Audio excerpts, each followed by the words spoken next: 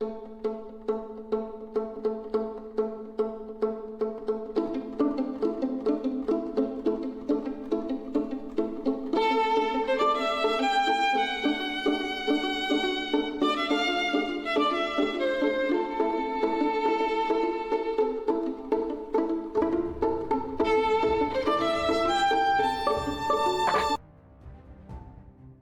we are back. Life of Dice is here live for the first time in, God, how long has it been?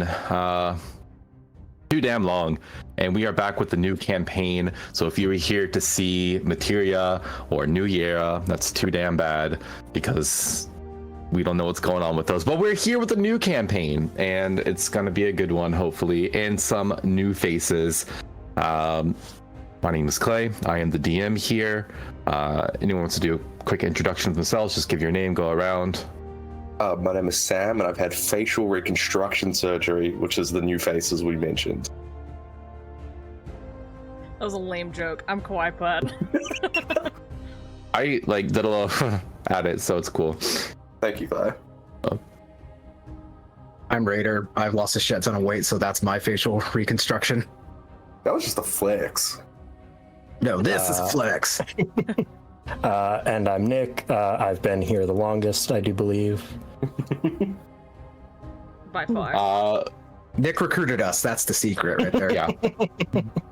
Nick has actually been in the background the entire time telling us how to write our campaigns, how to play our characters. Truly the mastermind that you are all finally getting the chance to meet. Nick Fury, if you didn't know. Yeah. It's the Not Avengers Initiative. Exactly. The Revengers Initiative. Let's see. I guess we can go ahead and get started. Weird. All right. Let's get going. Welcome to Valinova, a massive and highly populated port city located in the center of the civilized world. Considered the jewel of the region, it is the last remnant of the once sprawling Novian Empire. The largest city on the planet, it was once a center for international trade. Nowadays, however, Valinova has elected to enforce isolationist policies, barring themselves from the greater world outside their walls. Nonetheless, Valinova has all one could ever need within its borders, with a self-sustaining economy and a collection of guilds producing wares of the utmost quality. The city is broken down into 20 unofficial districts, the names of which have caught on enough to be used ubiquitously among the population, despite the fact they're not recognized by the crown. These districts hold rough borders bleeding into one another, but their centers are clear enough to warrant the varying distinctions. With a city so vast, it's impossible for anyone to keep track of everything going on, even for the crown. This has led to all walks of life finding their place, including the more odd or dangerous. Citizens of Valinova are simply trying to make their way one day at a time. This is a story not of regal heroes, but of normal people hoping to make a mark on this city, in whatever way that may be. And we're going to start by introducing some of those characters. Let's go ahead. Raider, why don't you go first here? Can you tell us your character, what they look like? Give us a little bit of... Sure. I am playing Draven. Currently, right now, he's dressed in a almost trench coat kind of like duster that's in vast disarray.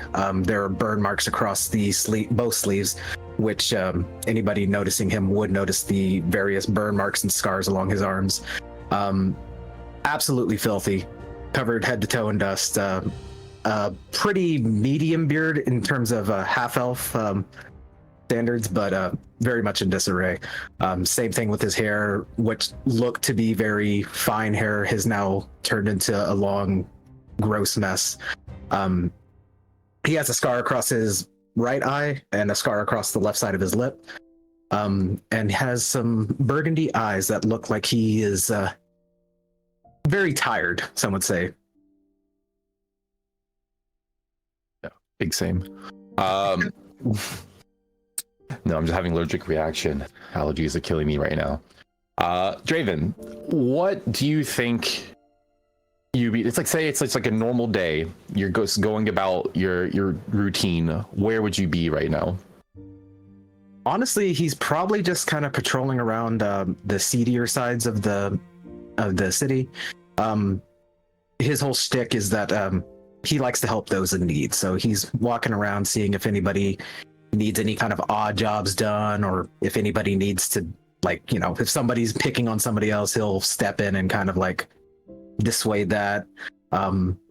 Feeding some of the less fortunate. He'd be just kind of patrolling around. And speaking of you in general, kind of like helping people out, you see as you're doing your normal patrol, a familiar face, a little goblin man that you have become somewhat familiar with. Oh yeah, we love little goblin man. That you become somewhat familiar with.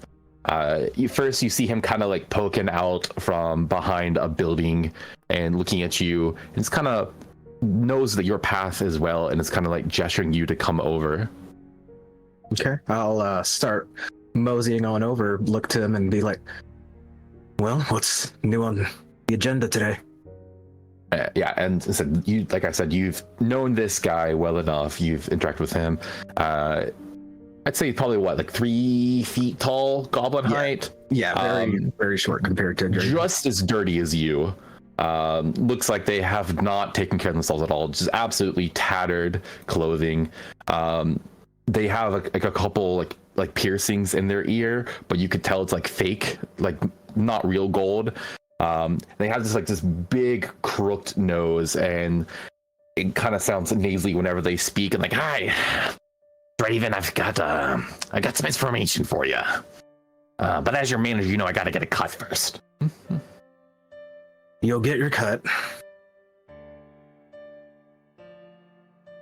Once we finish. Cut first, Draven. As a manager, I got to get paid for what I know. Otherwise, what am I managing? You're not trying to fuck me, are you?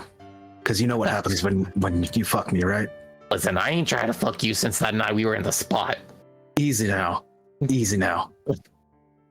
And yeah, Draven will reluctantly pull out like a pouch. He's probably got like 1 or 2 gold in there. Kind of flip him 1 coin. Yeah, and that's enough for this. Okay. Nice. All right.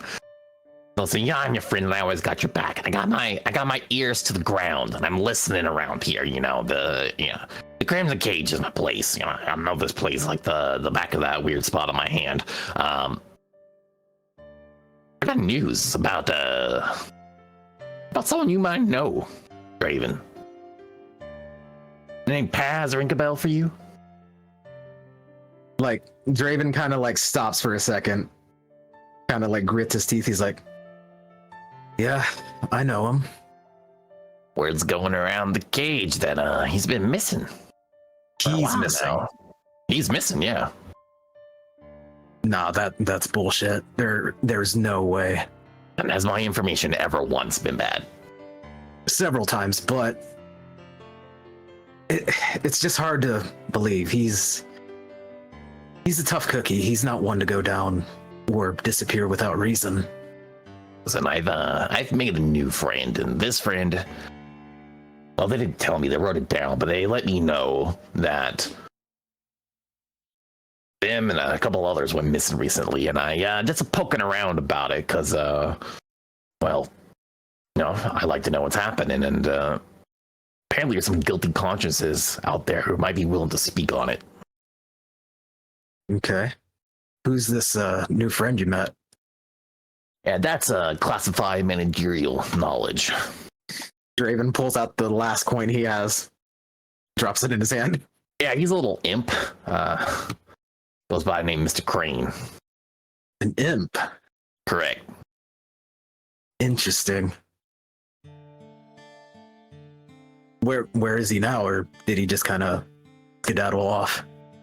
Yeah, I haven't seen him in a day or two, but I just kind of ran into him. Yeah, he was an enterprising fella. I'm not really sure all that he's doing, but we had a nice little conversation. At first, I thought it was another goblin. He's got some goblin-esque appearances. Not many you see in this city. I went to say hi, tried to extort him, but it turned out better for me in the end. So I got this information. Okay, well, what kind of leads do you have? I mean, where do we start? Do you know the DeRozan family? Mm-hmm. But yeah, apparently one of them is willing to talk. All right, cool. Well, let's head off then.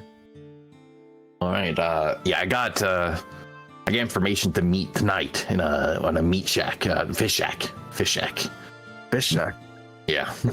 It's kind of a weird spot to meet at. Yeah. I mean, I'm not the one who chose it. Yeah. I mean, you know, you and me, we're kind of already smelly, but the smell of fish not doing it for me. But we're not the ones setting it up, so I guess we'll just have to make do. But yeah, I mean, hey, this is a big one, right? It's not every day that, you know, something like this, someone's willing to talk in one of these families. So, you know, don't ever forget about the work that your manager, Nix, does, right? Right. And hey, if you keep it up, there'll be a lot more where that came from. I don't know if that's true. I looked in that pouch when you opened it. I don't know if you even have one more. You didn't see shit. I'm loaded. You're loaded. Mm-hmm. So am I. That's why we work so well together. Exactly. But yeah, tonight I got a beat on this meetup. I'll lead you there in a couple hours. So let's meet back here, let's say. All right, sounds good. Nix kind of disappears again, goes like down the alley. Thinks they're sneaky, but they're really not. You kind of see the path that they're going, but you have a couple hours to kill, and you've just been given some information about someone that you may know. What do you do for the next little bit? Honestly, he's probably still on patrol, especially now that he is devoid of cash. He's gonna look and see if there's any like coins that have dropped, and see maybe if he can get himself a bite to eat before he meets Nix again. First roll of the campaign. Let's have a let's go. Perception. Come here, character sheet.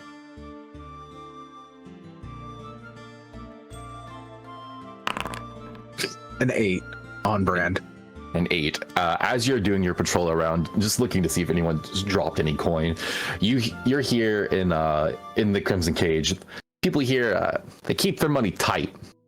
There is a moment that you think you see like something shiny that looks like it could be a coin. You start heading towards it, but it's actually someone's tooth, a really shiny and polished one that has been spit out in the dirt here. Tosses it, and he's just gonna, something that he's accustomed to doing is he's gonna search through the garbage and see if he can get like a piece of bread or something. Yeah, let's do investigation. All right.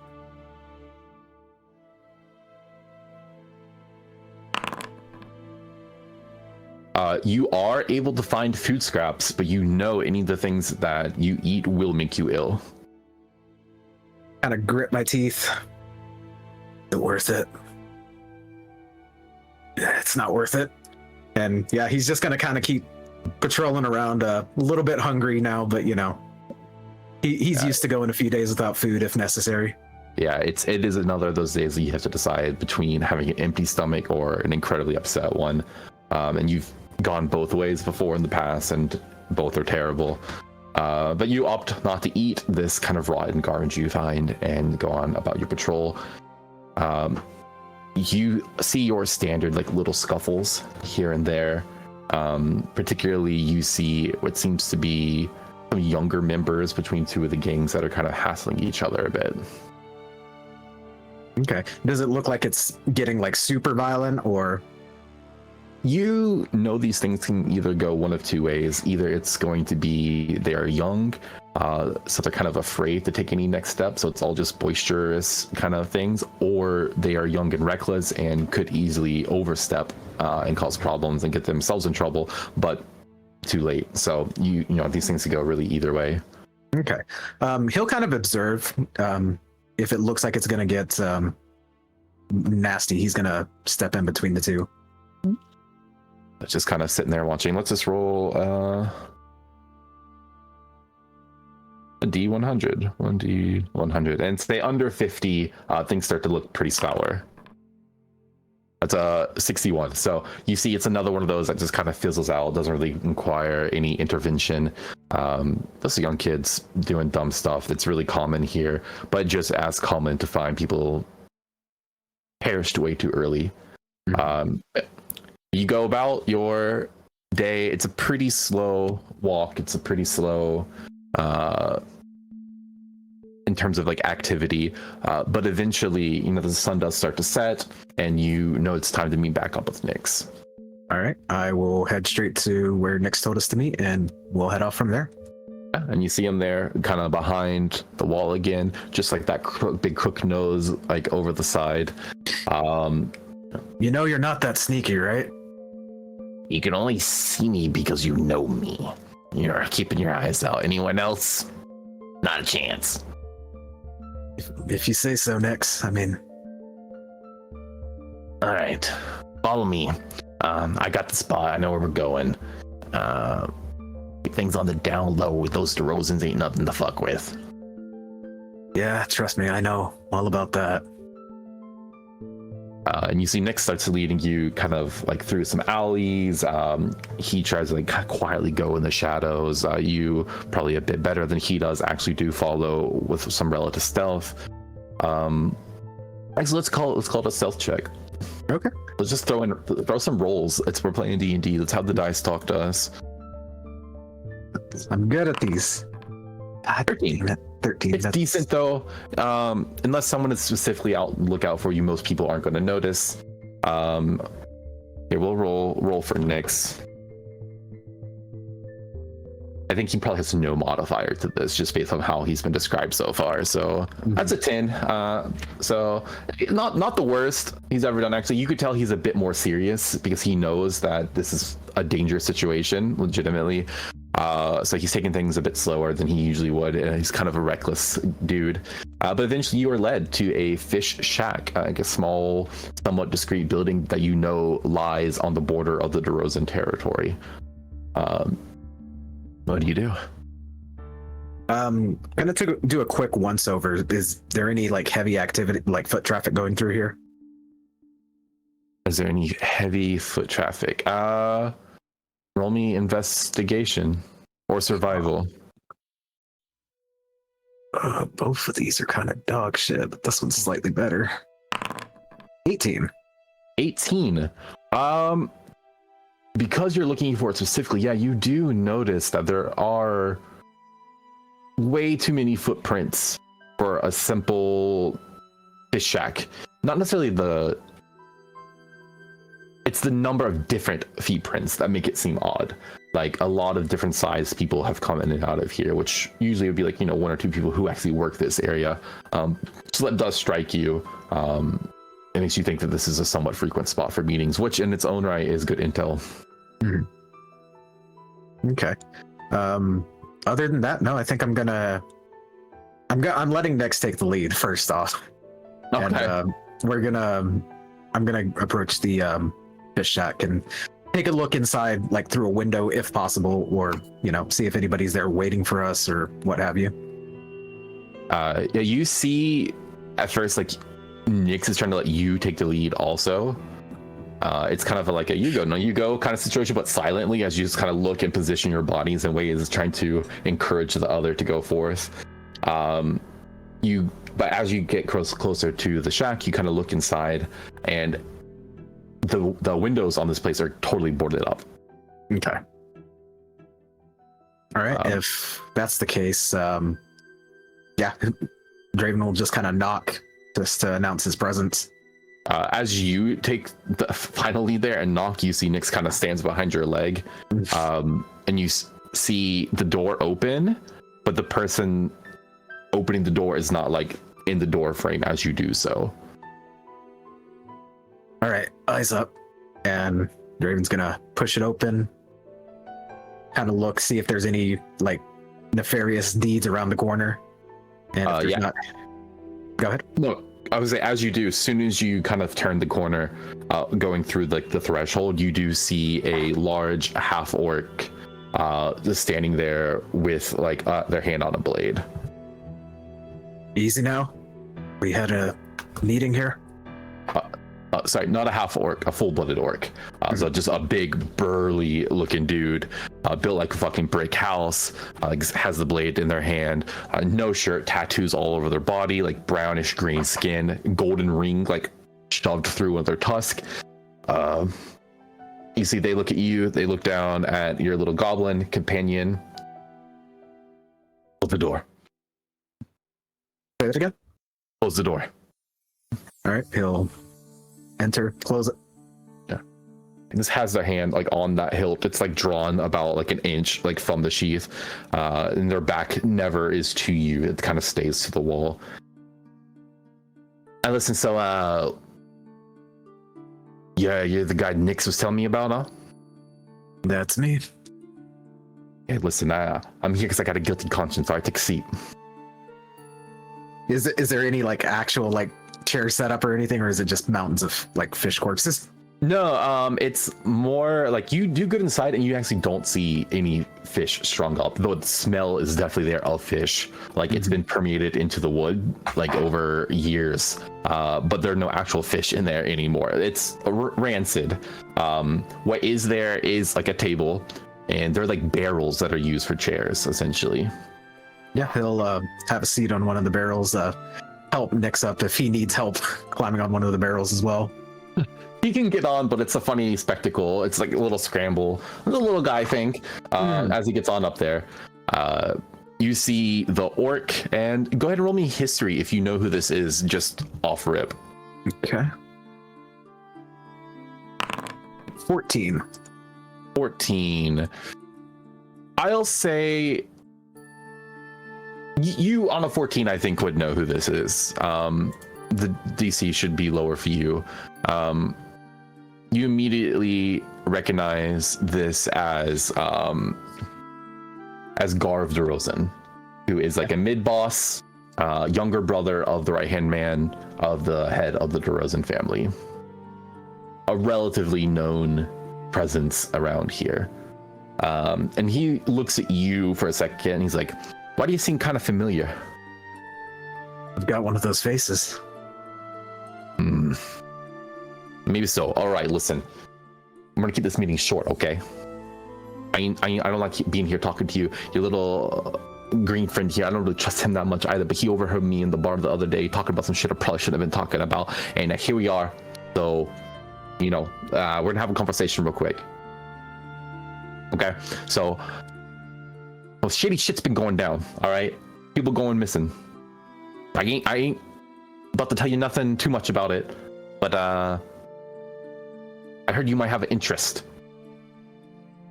I might have. Yeah, okay.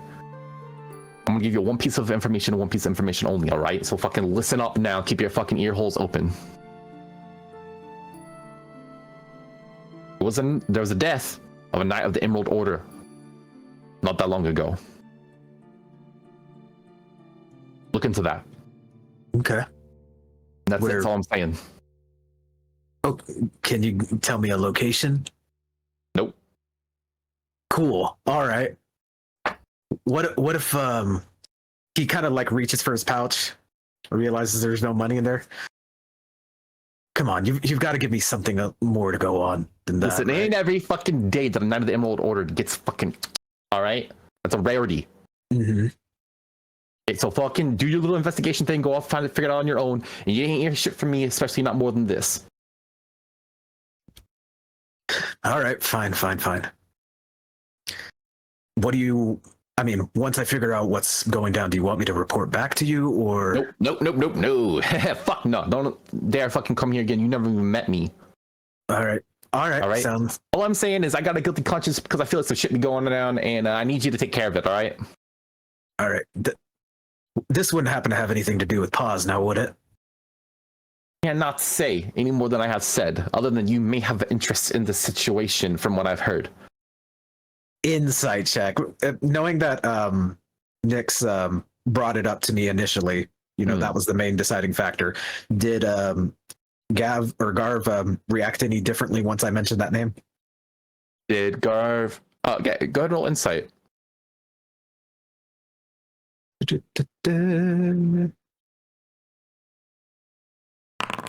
9. With a 9, he seems a little bit on edge this whole conversation. So any like uncomfortableness would have already kind of been masked by the fact that he already had an uncomfortableness about him. It's hard to tell. All right, fine. We never met. Don't know you. Don't know anything. I'll look into it. All right, now get the fuck out of here. All Don't right. be seen. Yeah, I'll kind of like pick up Nyx, put him on the What ground, the fuck and you doing?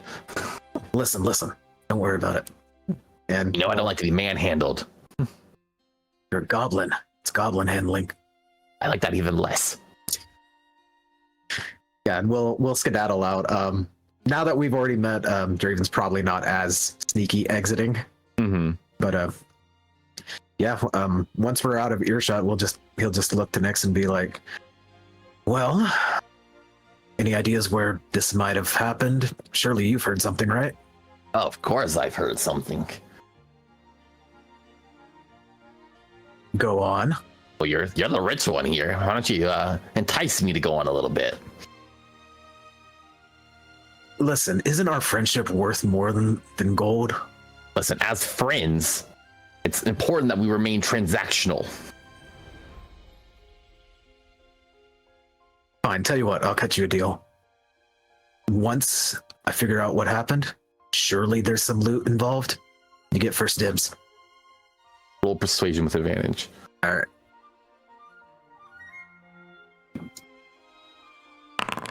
Natural 20. Oh shit! First dibs, huh? All right. Here's the scoop. Here's what I know. Okay. There was a knight that was killed not that long ago. This happened in Archon Plaza. Now, apparently, it was next to some manor. I'm not sure exactly which one, but apparently they are guarding some shit. I don't really know, but it was kind of a big news because Knights of the Emerald Order don't just get killed like that out of nowhere usually. Yeah. Would Draven know anything about the Knights of the Emerald Order other than like surface value stuff? Roll history. History.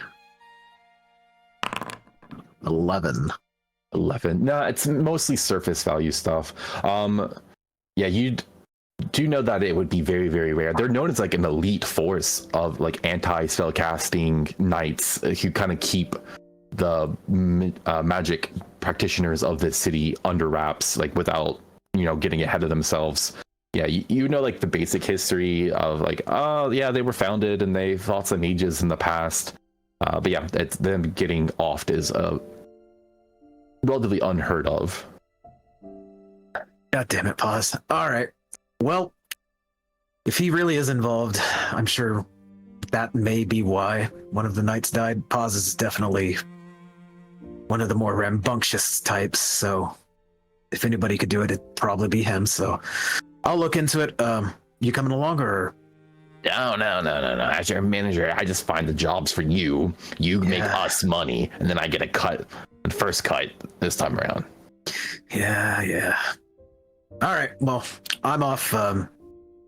Keep an ear out. I'll meet you back at the usual. Sounds good. I guess I'll see you around. I'm gonna go get some work done. What kind of work? Put an ear out. All right. And I imagine we kind of go in opposite directions. Yeah, just and you get the sense that Nyx necessarily doesn't have a location in mind. He just chooses to go whatever way you didn't go, so it's not an awkward parting. Mm-hmm.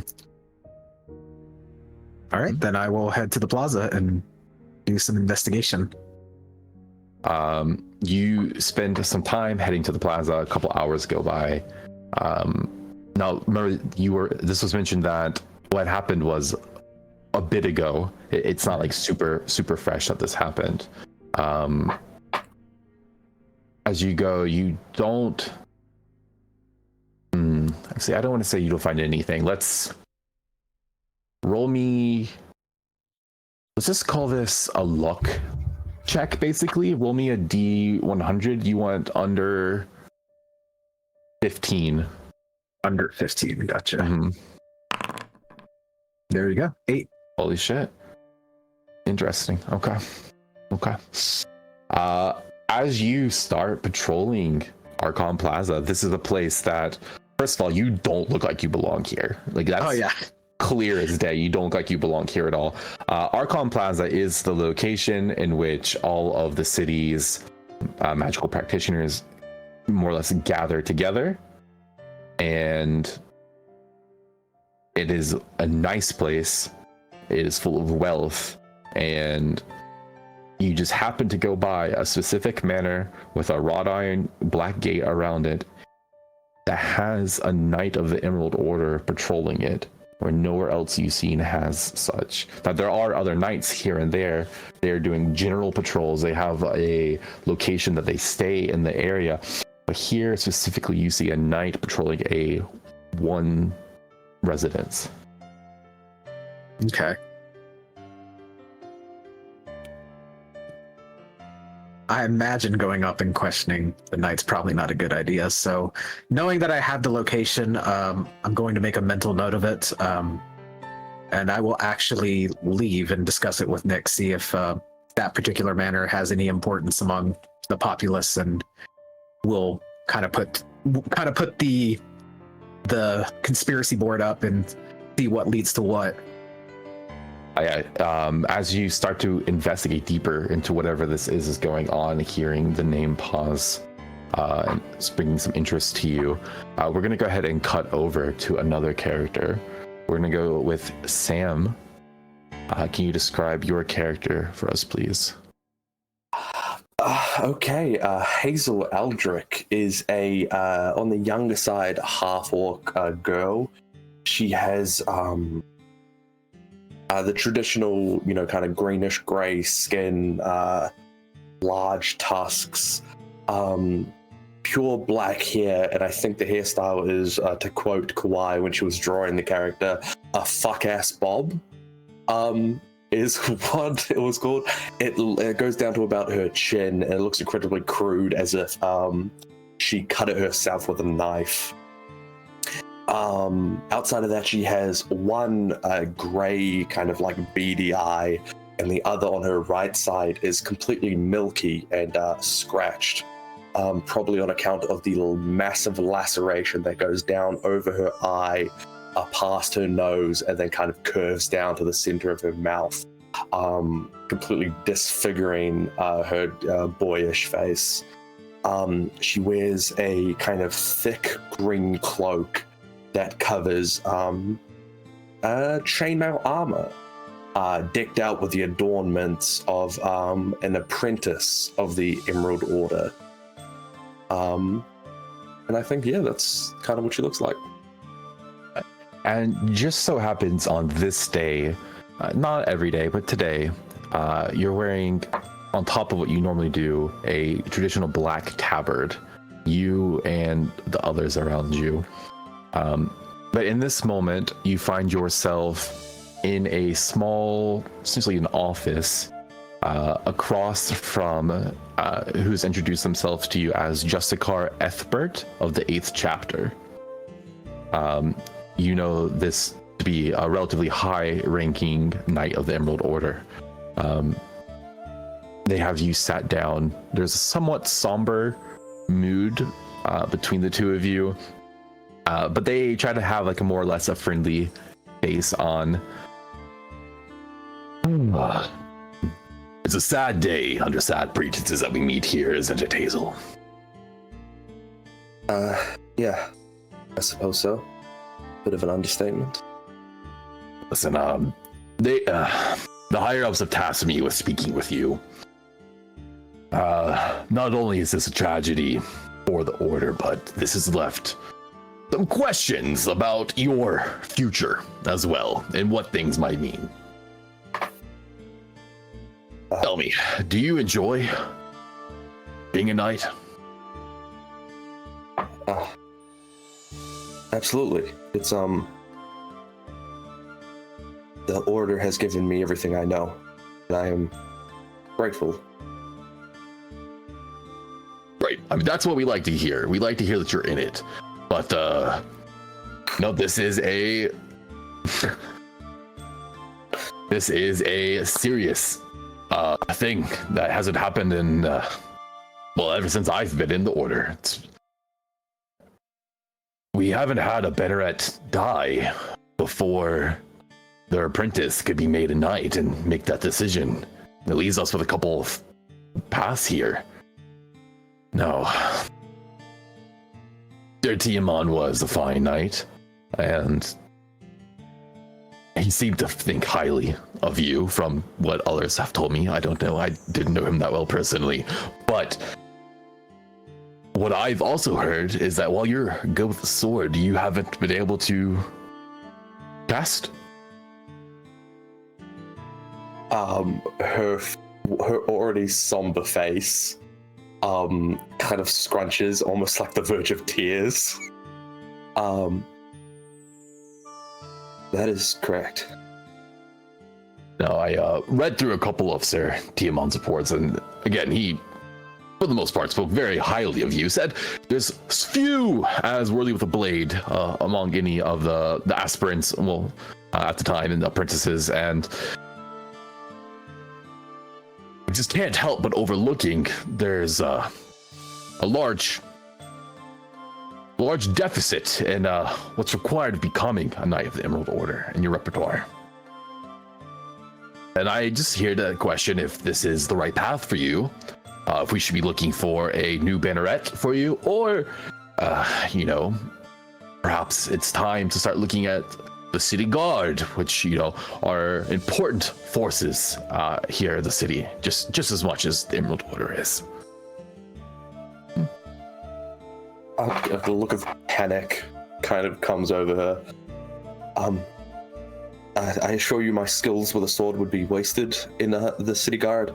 I promise academically, my knowledge of the arcane is rivaled by none of the other apprentices. It just, please, more time. I promise I can figure it out. Well, seems like your heart's in it, so I won't be the first one to turn you down, but I think it is worth, taking a real look at your future here. You don't want to waste time. These are the prime years of your life. You could be, you may want to start a family, which, you can't do here in the order. You may, have other aspirations and dreams. Take some time, think it over. I'm not pushing you one way or the other. Just know that if you aren't, you are a little bit. Just know if you aren't able to perform the magic necessary to become a Knight of the Emerald Order, then, well, your path will eventually end no matter what. So either get it together or get out, but that's something we could talk about later.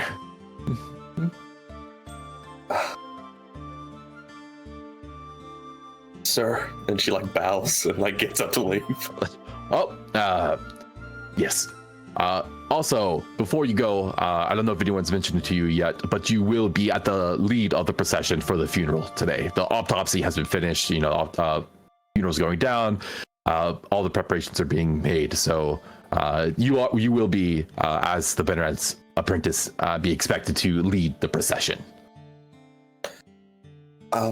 You said the autopsy was complete. Would you be as kind as to tell me how he died? Probably persuasion. Oh yeah.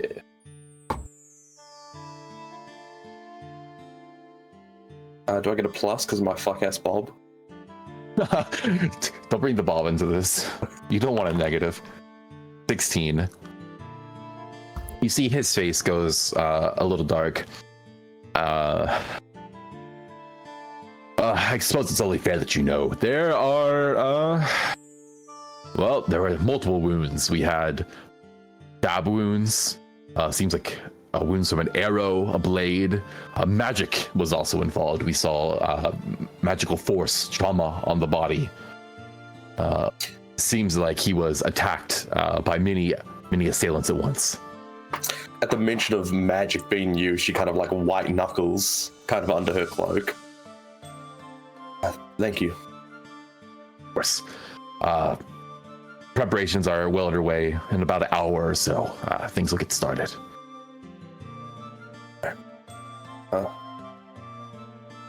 Sir Justia, And she tends to leave.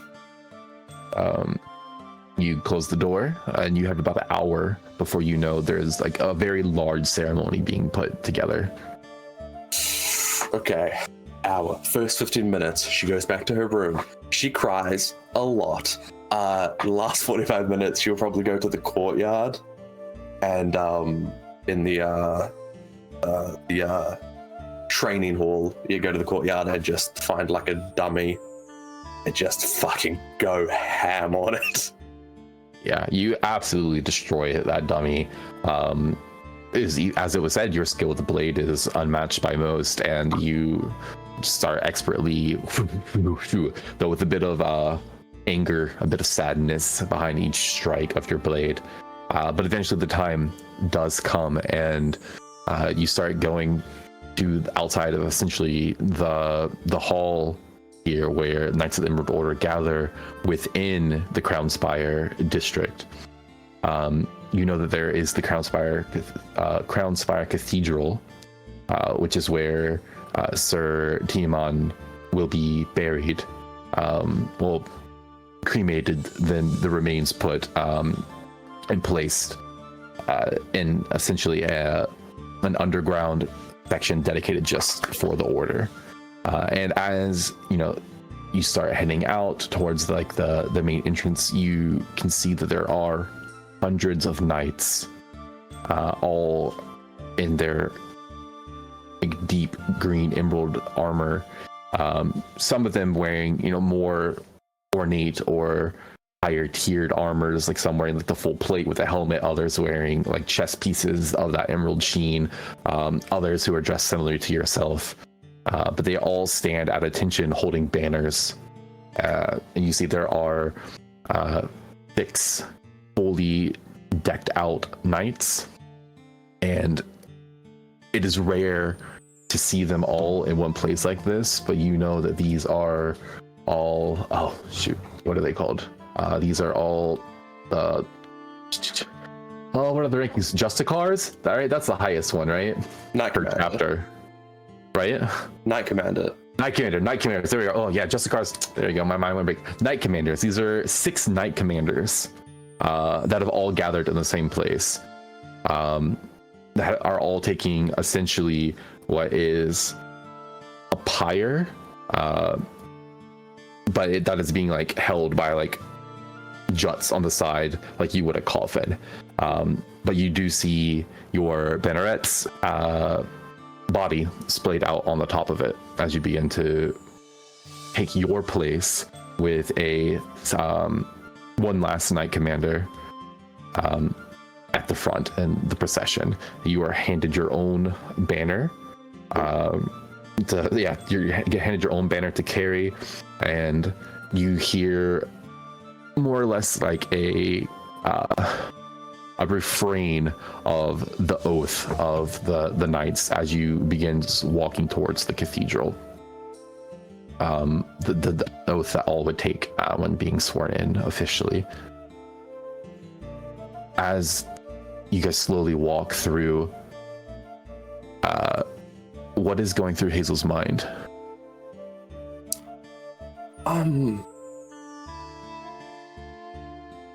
Yeah, I think it's just a lot of the same emotions, guilt that she wasn't there the night it happened.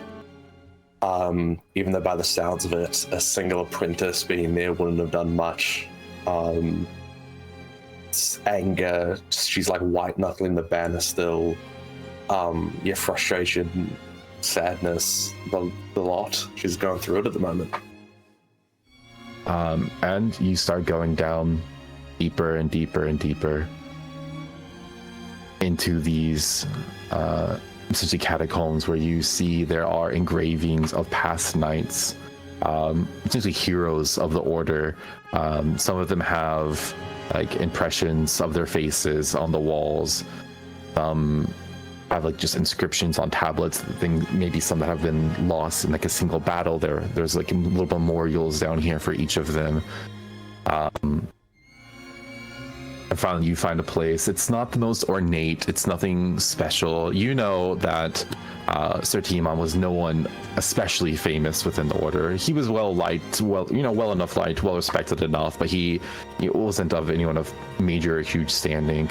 But he's given his nice little place as someone who was, killed in duty. And the body is laid essentially on like a slab next to an urn. And not everyone obviously can fit in here, but those that are in the room right now all take a look towards one final figure entering, which is, oh man, I gotta memorize all the rankings, which is the Grand Master. Walks in, someone you almost never see, maybe have met once or twice your entire life. Walks in, looks at you, gives like a nod, though you can't see them. They're wearing their full helmet. And then everyone starts kind of in unison hitting their banners. And until you see he puts up a hand, they stop, and you hear them start chanting, "To the crown, we are your shield." Everyone in the room responds, "To the people, your shield. And to those who wish to ascend, we are the chains that hold you down." Repeats, "Only death can release us of these binds." Repeats, "You are now released." They look to you. They hand you a torch. And you see that they light it, and it comes out like an emerald flame. And you know it is your duty to light the fire to burn the body here. Yeah, I think when she hears the final line, only death, will release us these binds, and you are now released, a tear runs down her one good eye. And then, yeah, she'll place the fire to the pyre.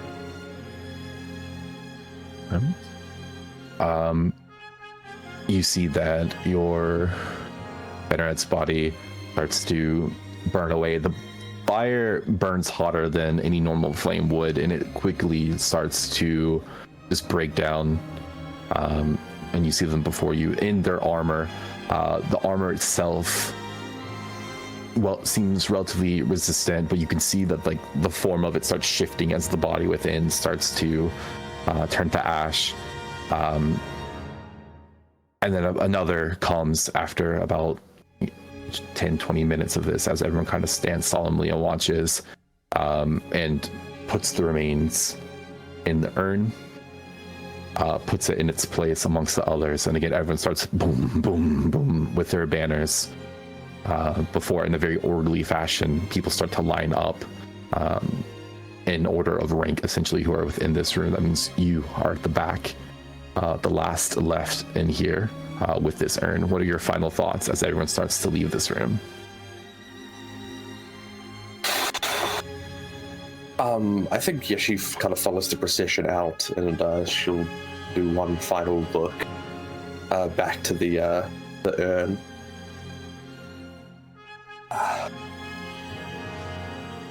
You weren't the best, Banneret. But you weren't the worst. And you were mine. And then she kind of nods and gets back up. As you're leaving, we cut a little bit to Draven, who has been researching Knights of the Emerald Order. And you see this procession. You're kind of off to the side, just watching what's going down here. And you mark a little bit of a straggler behind everyone else coming out of this tomb in Hazel. Draven's gonna approach and be like, excuse me, I had a quick question for you, if you don't mind. She kind of like flicks around, like wipes some snot from her nose, and then like hand on her longsword. Easy now. I just want to ask a question. How did you get into the Crown Spire? Details. Listen, I'm actually doing some investigative work about what happened to one of your buddies in there. I'm to understand that one of them was killed recently.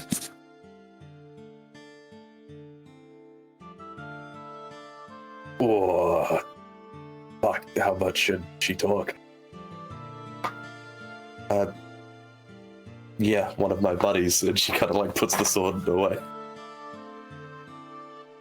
Anywho, yeah, I'm doing some investigative work to find out what happened and hopefully bring them to justice, you know what I mean?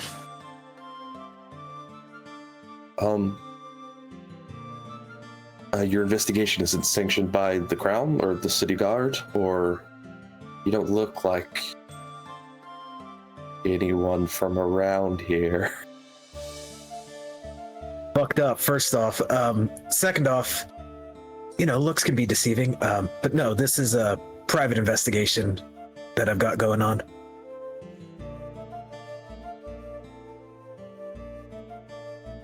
Does Hazel know, like, there's like a big question mark, and like, it's like you're going to high school and like you have your thing, but then all of your teachers fucking died. So like the principal's like, I don't know which classes you're going to. Does Hazel know where she should be? Like, what's your timetable look like? I think based on the conversation you just had with Jessica Ethbert, that's exactly the right explanation. Your teacher just died and no one knows where you're supposed to be right now. And that's why you were being told to kind of reevaluate yourself.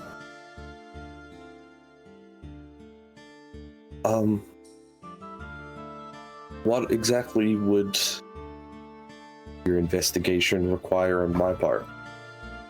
Well, I'm just trying to gather as much information as I can. I mean, I'm still kind of left in the dark as to what happened exactly, and I figured this would be the best place to start looking.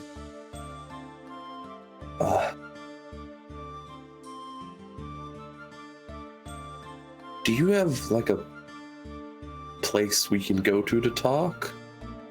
Yeah, we can. I've got a few safe houses that we can hole up at.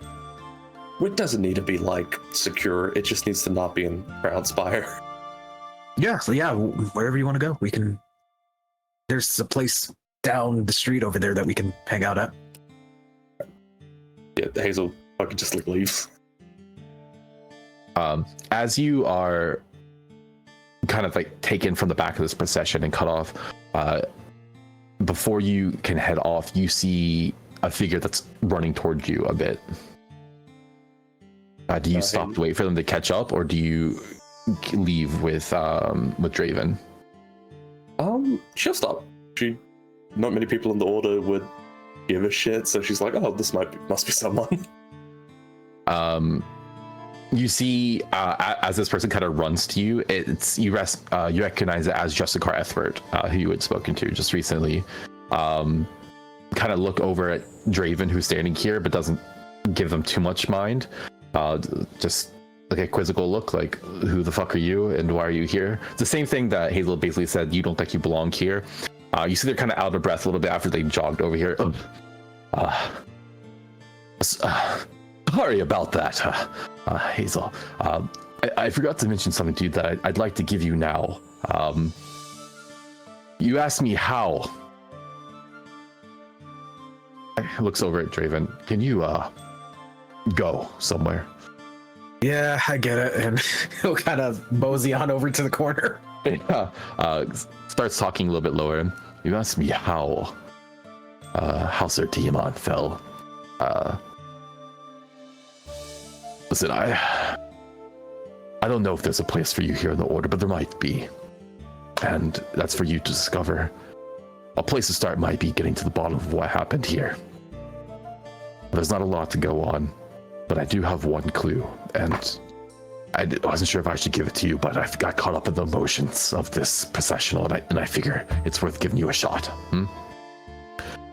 Yes, thank you. You see, kind of reaches under the armor, like in a pocket, essentially. You see he's in this moment not wearing like the full plate, though Justicars would have this armor, but he's more of an administrative position most of the time, is wearing a little bit dressed down, kind of reaches under the armor into a pocket and pulls out a business card for Seodak Goodbottom, attorney. This was found, and a couple of them scattered around the crime scene.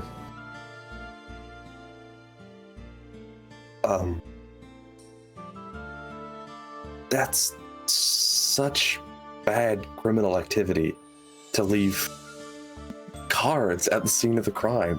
I'm almost upset that Sir Tiamon died to, like... Anyway, thank you. I make good use of this. So he kind of nods to you and starts to turn around again and leaves you with Draven kind of off to the corner once more. It's like he leaves. She kind of thinks to herself, like, wow, they like really just don't give a shit. Like, just a strange man just takes one of their apprentices. They're like, cool, do your thing. She's like, wow, that kind of hurts. She turns around and goes to catch up with Draven. Hey, so, everything okay? Yeah, we got another lead. And Draven's gonna kind of... Good bottom. Wait, what is this exactly? These dumbass criminals left it at the scene of the crime. Holy shit. Right? Draven stops for a second and he thinks a pause and he's just like, God damn it, yeah, that checks out. Well, we got our lead, so let's go talk about what you wanted to talk about, and maybe we can head wherever this is. Yeah, sure. I don't think she would like walk far or like any place in specific, just kind of away from all the other members of like the massive procession of like knights. And as they're walking down out of the crown spire, Sir Tiamon was my banneret. Essentially, I was his apprentice under his tutelage, and I fell ill the day he was sent to Archon Plaza, a manor of a mage. He was essentially there to protect his assets, make sure that any would-be magical thieves were stopped. Seemed he fell in battle. Multiple assailants killed him. Shit, sorry to hear that. I didn't know you had such a personal stake in this. All the better, I suppose. I can help you get what justice you need, and I can complete the investigation that I'm doing. So are you also here to track down the criminals, make sure that they see justice? Something like that. Inside check.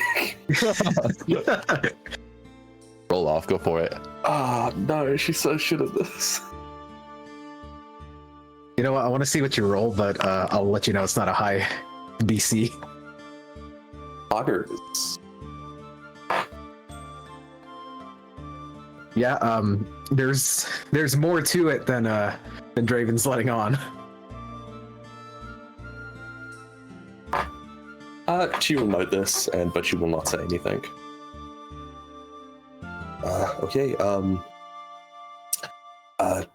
two things.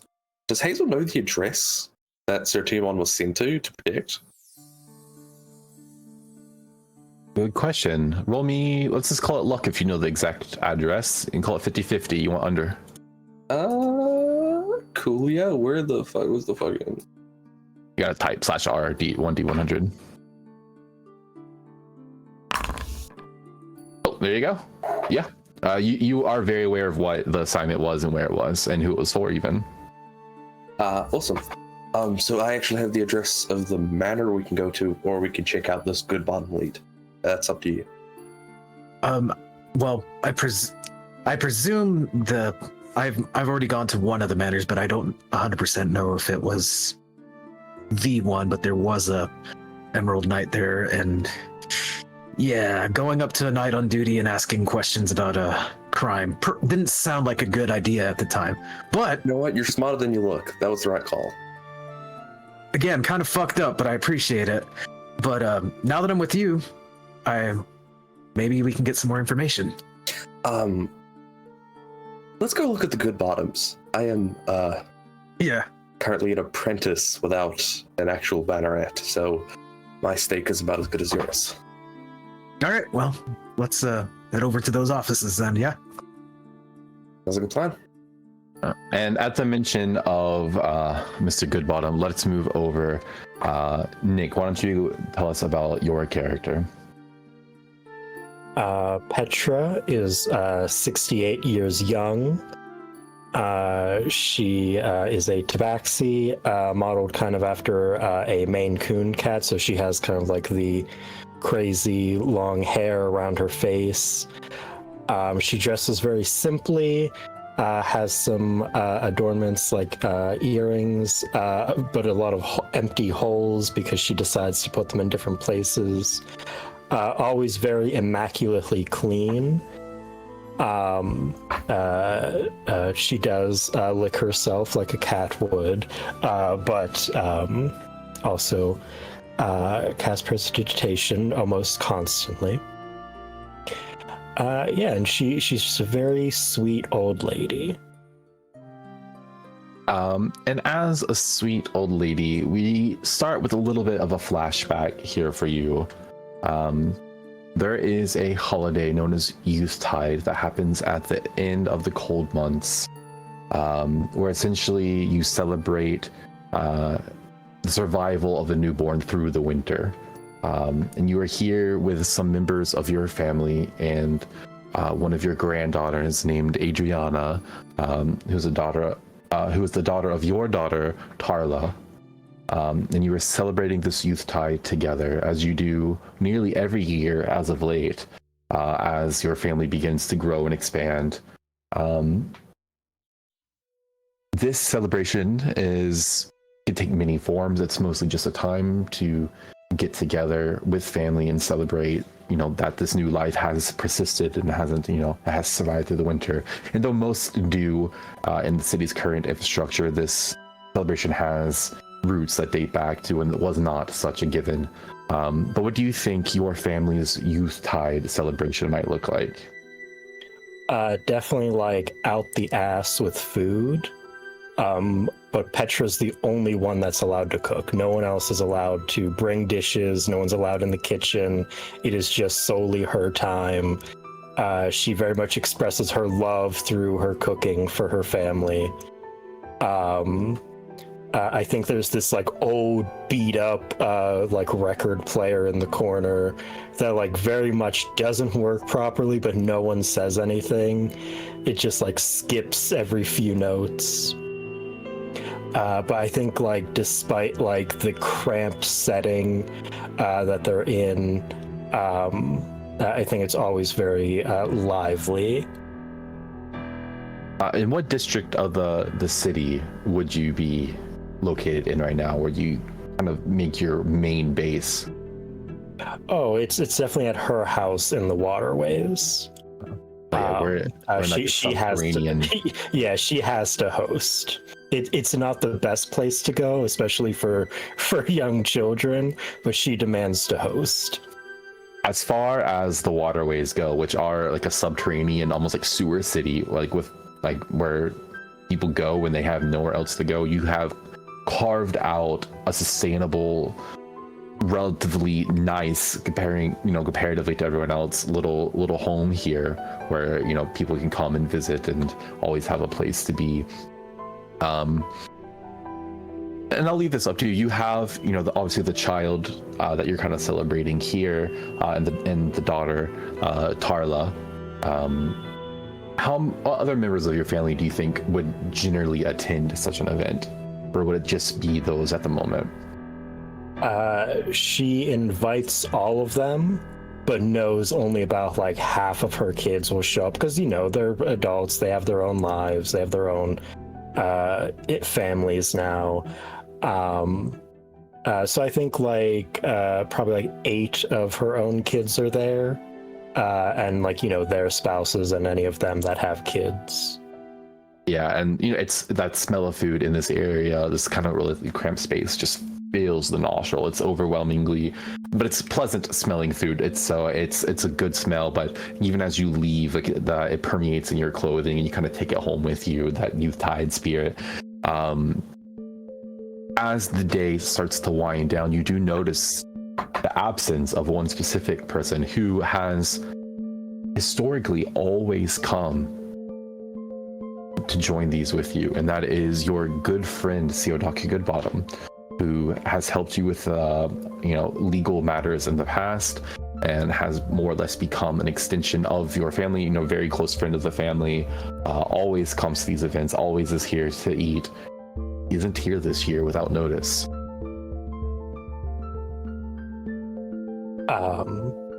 I think she like goes to the kitchen, grabs a pan and a spoon, and like comes out, just like starts banging it to get everyone's attention. Yeah, dun dun dun dun dun. All eyes immediately on you. You instantly feel like more or less a sense of respect, even from your maybe less behaved children. You still get this sense of like, I wouldn't say reverence, but like they look at you with a certain respect that you have earned from them.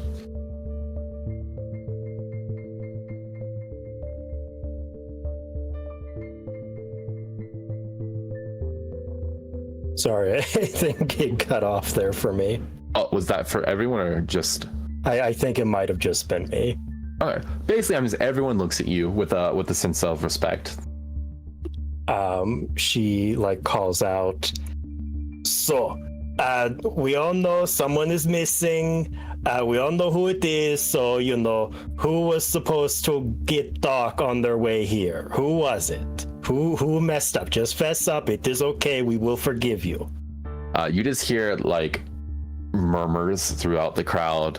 No one really says too much. No one seems like they want to own up, and you kind of hear like, I thought you were getting Doc this year. No, you're supposed to get Doc. Doesn't Doc know to come here anyway? Why does someone have to get him? And you just kind of hear like general chatter. No one really wants to own up, but eventually one of your sons kind of speaks up. Vikros.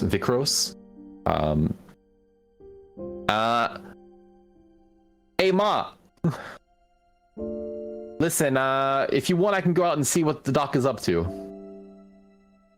Is that your confession that you were supposed to bring him? Listen, you know, no one put this on me. No one would task me with the responsibility in this family. None of y'all respect the things that I do.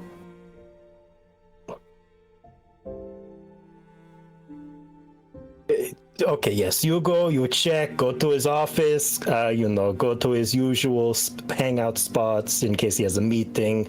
Just go find him, bring him here. Yeah, see, I'm a good son. See, look, I do this for you, Mom. Yes, I know you are a good son, and I love you. We all love you, despite your extracurricular activities. Despite your extracurricular activities, you don't need that part, Ma. All right, leave it at that. Leave it at you love me, huh? Can't you just leave it at that? No one can leave it at that. I'm off to find Doc. You see, yeah, I will love you. And you see he just starts to turn around and leave. You know it'll be some time before that he can go to Doc's place and come back. I think she just very much tries to like stall dinner, like being like, oh, we should wait until Vikros and Doc are here. They're the family. This is a family time. We should wait. It'll be hours, Mom. What are you talking about? Yeah, I can keep it warm. You have just general dissent at that. No one wants to wait to eat. Listen, it's fresh. It's good. Why? We'll save them a plate. All right, but you have to say I was very much on the side of waiting. You have to be on my side. Of course, we would never go against you. Just fucking tear into the food. No one wants to wait. It'll be lucky if there actually is anything left. But the feast happens, and after this little bit of like a moment, it's very fun again. Everyone is enjoying themselves. Everyone is kind of looking at the little baby Adriana. Everyone's kind of paying her attention. And then you get a moment to talk with your daughter Tarla, whose child it is that you're celebrating here. Mom, I never thought this day would come. My babies having babies. It is such a glorious time. Without you, I never would have made it to this situation. Really, all of us, we love you so much. Do not make me cry. You know I hate crying at these. I feel like it is a game sometimes for all of you to see who can make me cry.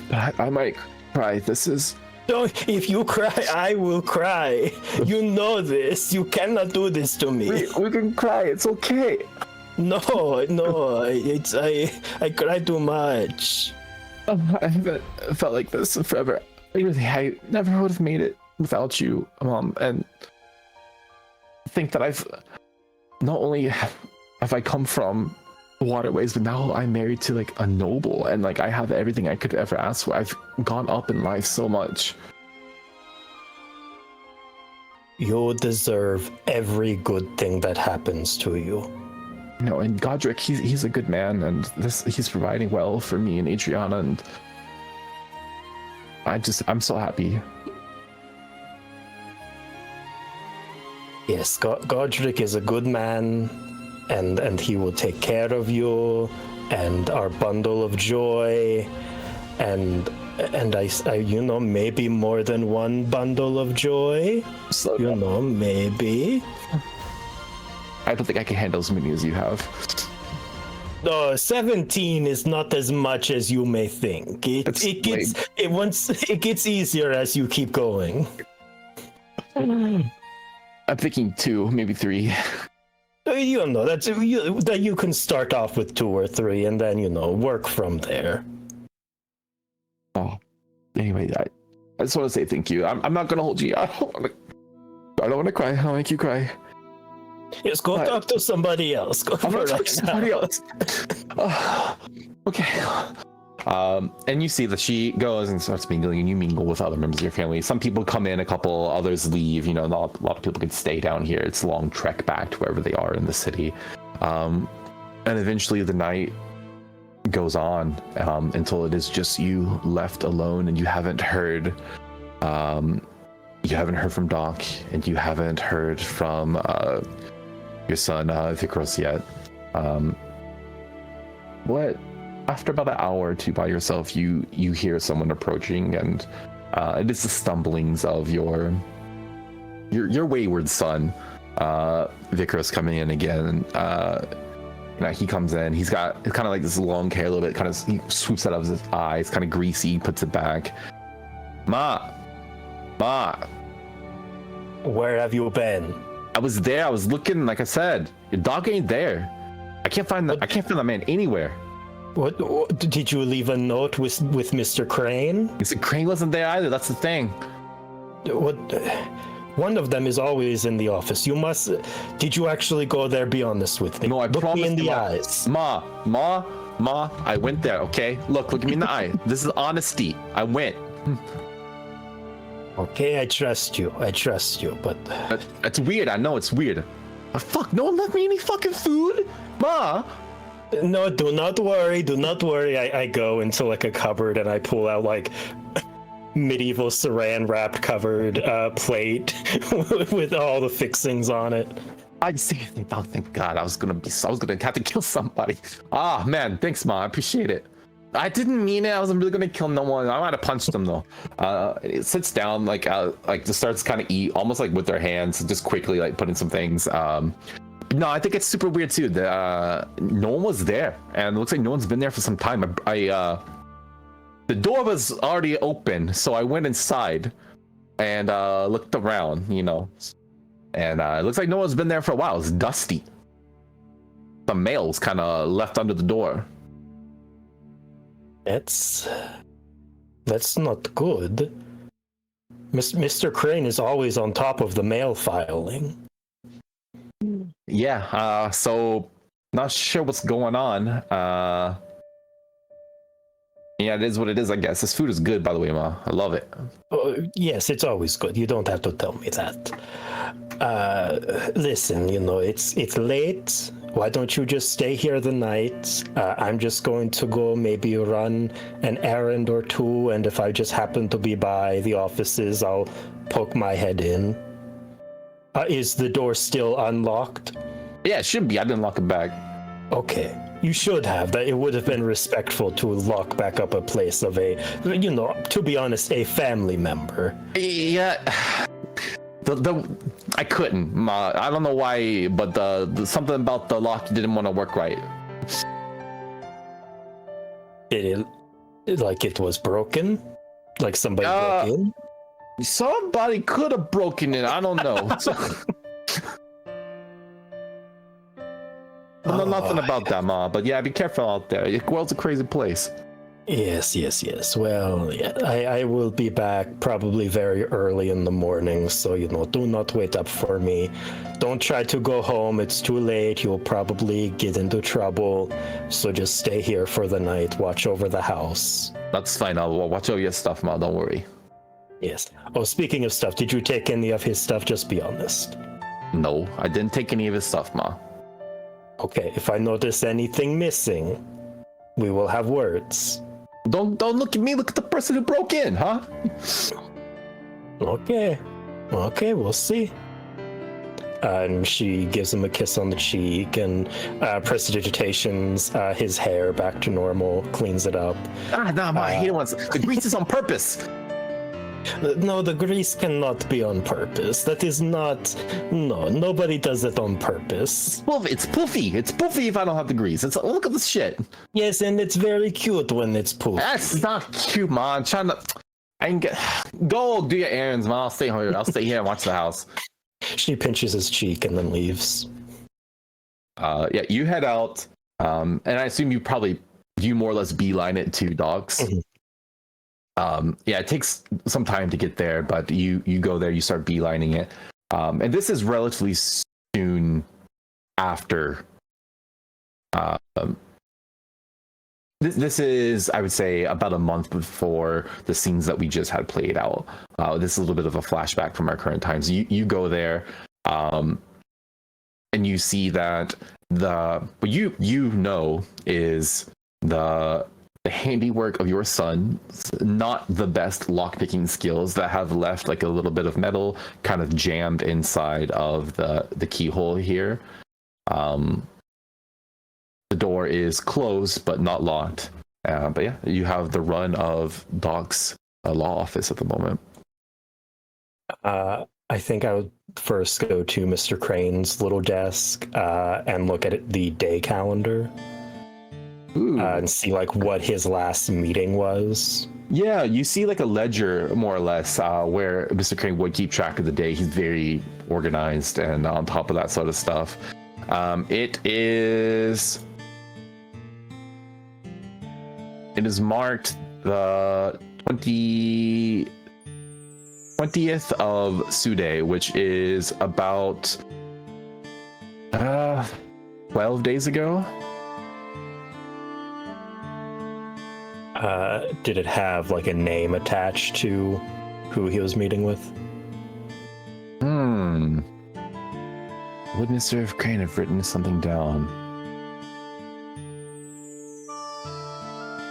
I think it has 2 letters on it written on that day in the ledger. DR.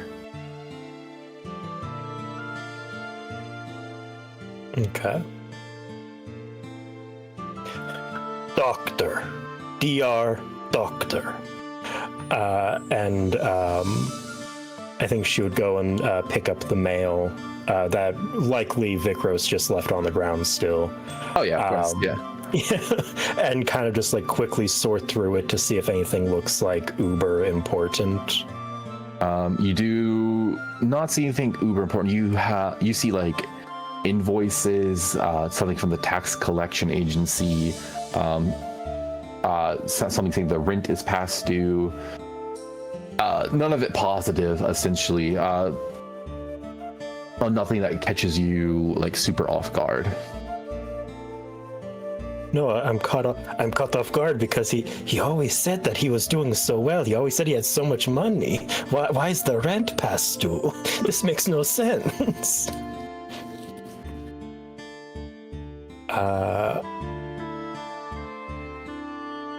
Can I make like a perception or investigation to see if anything is like noticeably missing from the times I've been here? I would say no need for the check on that. You can more or less tell that things are. It looks like they went out like on a normal day, and things are left in that state with a layer of dust gathering. You notice Mr. Crane's briefcase is not here, which is a major thing. And you see that he doesn't always take it, but it looks like Doc's hat is gone off the rack as well, so he took it with him wherever he went.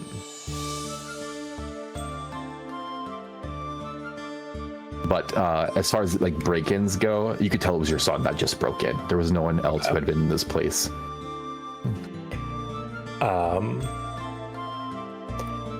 I think what she does is she kind of can tell like there's not really anything for her to find here. She doesn't think, so she'll close the door from the inside and like get something to like wedge the door closed, and then like climb out a window. And as you do so, you start climbing out that window. You see, kind of off in your peripheral vision, and you kind of had this like awkward, like as you're climbing out the window and they're kind of looking at you moment.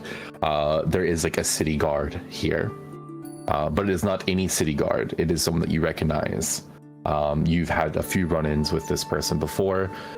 This is, make sure I pronounce this right, Vermeer? Vermeer? Oh yes, Vermeer, yes. Vermeer, okay, yeah. You see Vermeer, Drinyet. You wrote this one, so I'm not sure. Vermeer Drinyet, which is an elf who has been on the beat for a long time, that you have met quite a few times. It kind of stands there. He would be elderly-ish looking if they were on the same timetable as you, but as an elf, they age considerably slower.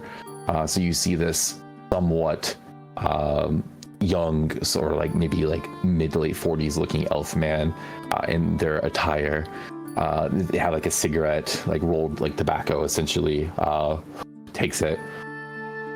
I figured I'd see you here sooner or later. Listen, it's not what it looks like. No, I know what it is. You're checking in on Good Bottom here. I know you have ties. I saw your son here before, but I figured I'd wait for you to come. Do you know anything? It seems like he's not been here for quite some time. Unfortunately, I have some news. He is a person of interest in a criminal case currently. You must be confusing him for somebody else. He is just a simple lawyer. You see, pulls out a business card. Theodot Goodbottom, attorney. This is found at the crime scene. As I said, he's not in any trouble yet, but it is a person of interest, and throws it kind of on the ground. There's plenty of them around. I don't need that one. Any information?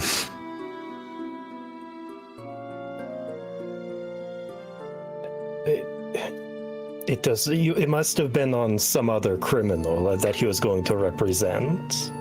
It could have been. Listen, I'm not asking you. I'm not asking you to stick up for your friend here.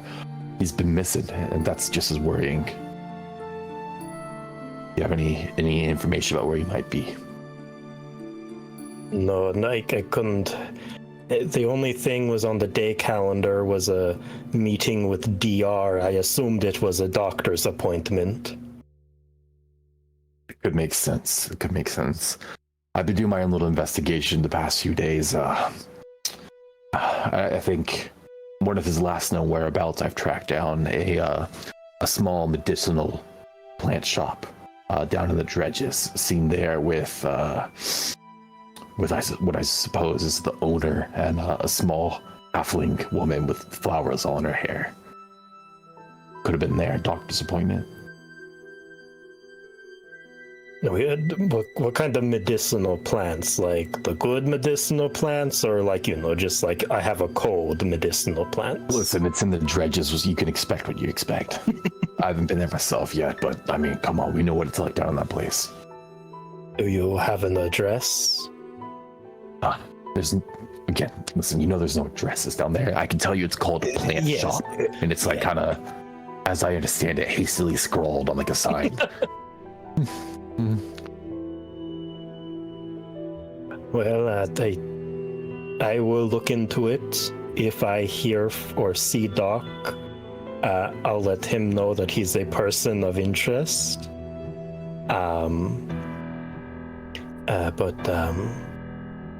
Yes, I was the one that broke in here. Oh, listen, I literally just told you I saw your son, right? No, my son, he's a good boy. He doesn't. Your son's a good boy. Listen, we've had this song and dance how many times now? He just gets. It's the people he hangs around with. It's never him. He's in his 30s. He makes his own choices. He's a good boy. You should really stop smoking. It's bad for you. Keeps me calm in times like this.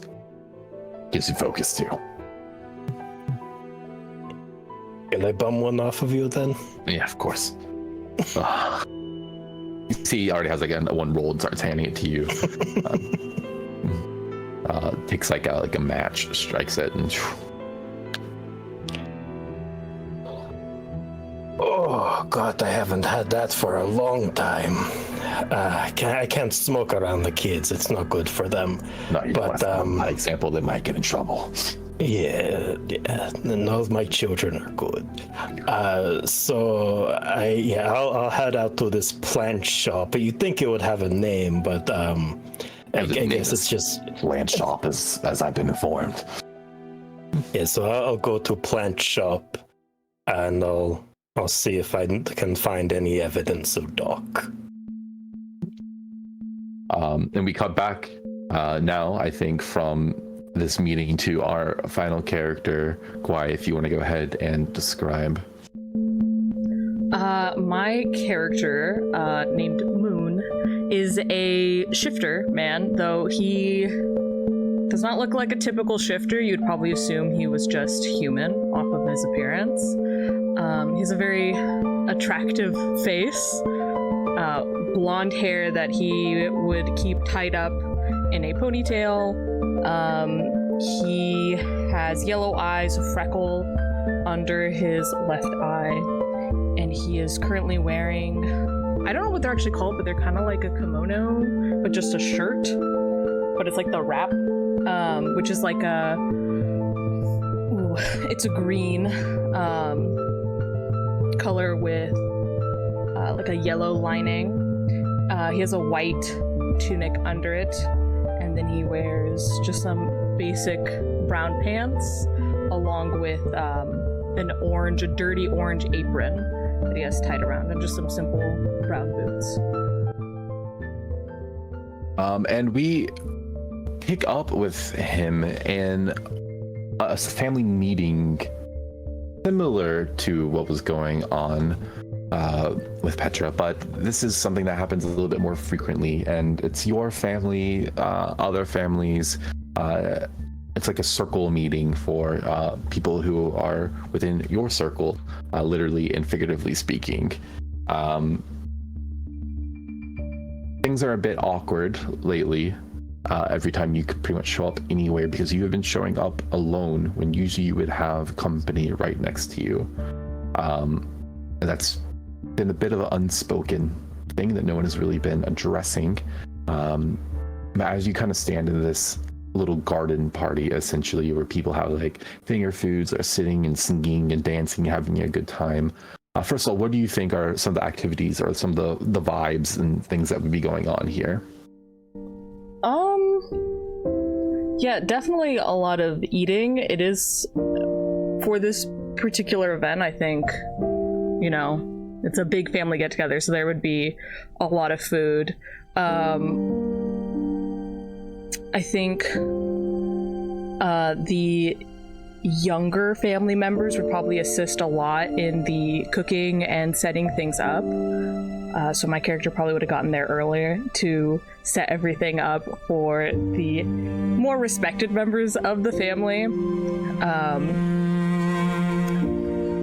I guess a lot of chit chat. I don't think they would be doing anything too crazy on this particular night. Probably lots of talk about the nature around the city.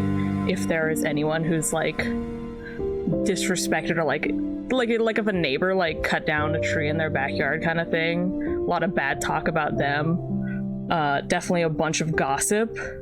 And quietly in the kitchen, this like younger people kind of talking about like their parents and like the bullshit going on with that. A lot of just like gossip essentially. Yeah, and absolutely. And how do you think you fit into this outside of, like you said, you are kind of helping like make preparations with the food and stuff, but in terms of like the dynamics, how do you think you engage with most of the people? He probably would get bounced around a lot because like he would go to help in the kitchen and they'd be like, oh no, we don't need you here, we got this. And so he'd be like, okay, and then he'd go try to like help move tables and then we don't need you to help, you go over there. So he'd probably end up just like standing around in the corner trying to look busy, and maybe eventually kind of like lurk near one of his siblings, probably his older sister. Yeah. Would that be Eleanor? Yes, it would be Eleanor. And yeah, you kind of stand next to Eleanor and she smiles at you. This is not the first time, like this kind of situation. You guys have these meetings relatively frequently, like twice a month at least. And she kind of just looks over at you and has this like big bright smile on her face. Having fun? Well, yes, it's always fun to go to these. Yep. I know what it's like for you here. Don't worry about it. Do I look worried about it? Yes, and very much so. You see his face just like just something a little less stressed looking. Don't worry, you know the food is always good at least. It's worth it for that. And I know everyone just sits around and gossips the whole time, but you know, it's important to have a community and a family. Especially in a time like this. Absolutely. A time like this? I mean, yeah. Since you're, since our sister, Right. Yeah. Does anyone think that's my fault? No, I don't think anyone thinks that's your fault at all. But people are curious. They want to know what happened, and well, no one thinks it's your fault necessarily, but people might be worried that some of the people you know might be at fault. They're gonna bring that up tonight. No, of course not. You know, people here, no one ever says anything to you directly. Okay. Do you think they'd notice if I leave early? Maybe. I mean, yeah, they'd probably notice. It's worth staying around just so no one's like, oh, where did he go off to this time? Oh, okay. let me get you a plate. You stay here. You look stressed. I feel like I'm stressing you, but I don't mean to. I'm sorry. Let me get you a plate, and let's just have a nice conversation about literally anything else. Okay, that sounds very nice. Thank you. Right, you go find us a place in the grass, and I'm gonna go get some food, and then let's just hang out. Okay, I can do that. And you see Eleanor just kind of walks off, but you know this will take her a while because as she heads, she's very gregarious and has to talk to this person, and then gets stopped and has to have a little chat with this person, and on the way to the table gets stopped by this person, and you understand this will take more time than it would if someone just going to get a plate of food. So you have a moment by yourself again. You could probably just try to find the best spot to sit at. That's like a little distant, not in chatting distance of everyone. Like someone have to go to their way to walk over and talk to him. And then when he'd find the spot, he'd be like, "Oh, I need the blanket." And then he'd try wandering around trying to find like a spare blanket, and there'd be like one someone's kind of sitting on, and he'd be like, "Oh, okay, there." And then he'd go.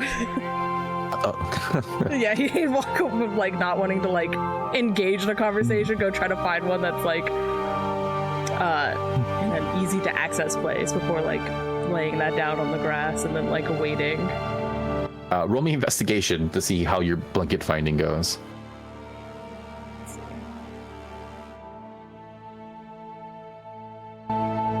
Investigation. Oh. 8. This is a busy place, and every blanket, even when not in use, is like uncomfortably close to another person. Okay, he'll just sit down on the grass. Take a spot on the grass. That's fine. Yeah, you spend about 5 minutes looking for a blanket. It's not a huge space, but you're able to kind of around a little bit. But yeah, you see there is no appropriate blanket that is not occupied or close to a person that you just don't want to engage with. And you see as you sit by yourself for a while there, no one engages with you at all until after about another 5 minutes go by. Your sister is still maybe just now at the table starting to get some food. 10 minutes later, you see this large, like hulking Goliath woman with her hair like in like long braids and like scars on her face start walking towards you. And as this is part of your community, you know who this is. Her name is Ragatha Winterwisp. She also I can give that to you again in a moment, but she also owns like an apothecary. Essentially, she sells like medicinal herbs. She grows things.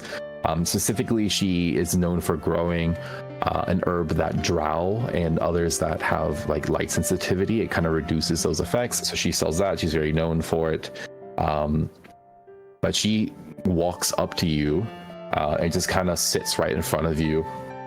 Crosses her legs, sits in front of you, kind of leans closer a little bit, almost conspiratorially. How you doing? I'm doing so fine right now. I'm totally... What a comfortable night. Wow. Do you think it's like 70 degrees outside? Incredible. How are you doing?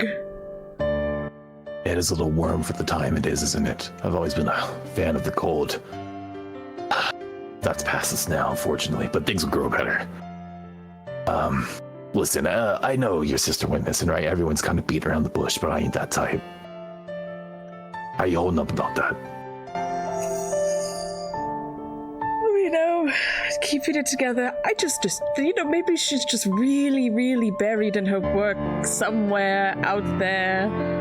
That's a comforting thought. Yeah, let's hope it's the work she's buried in.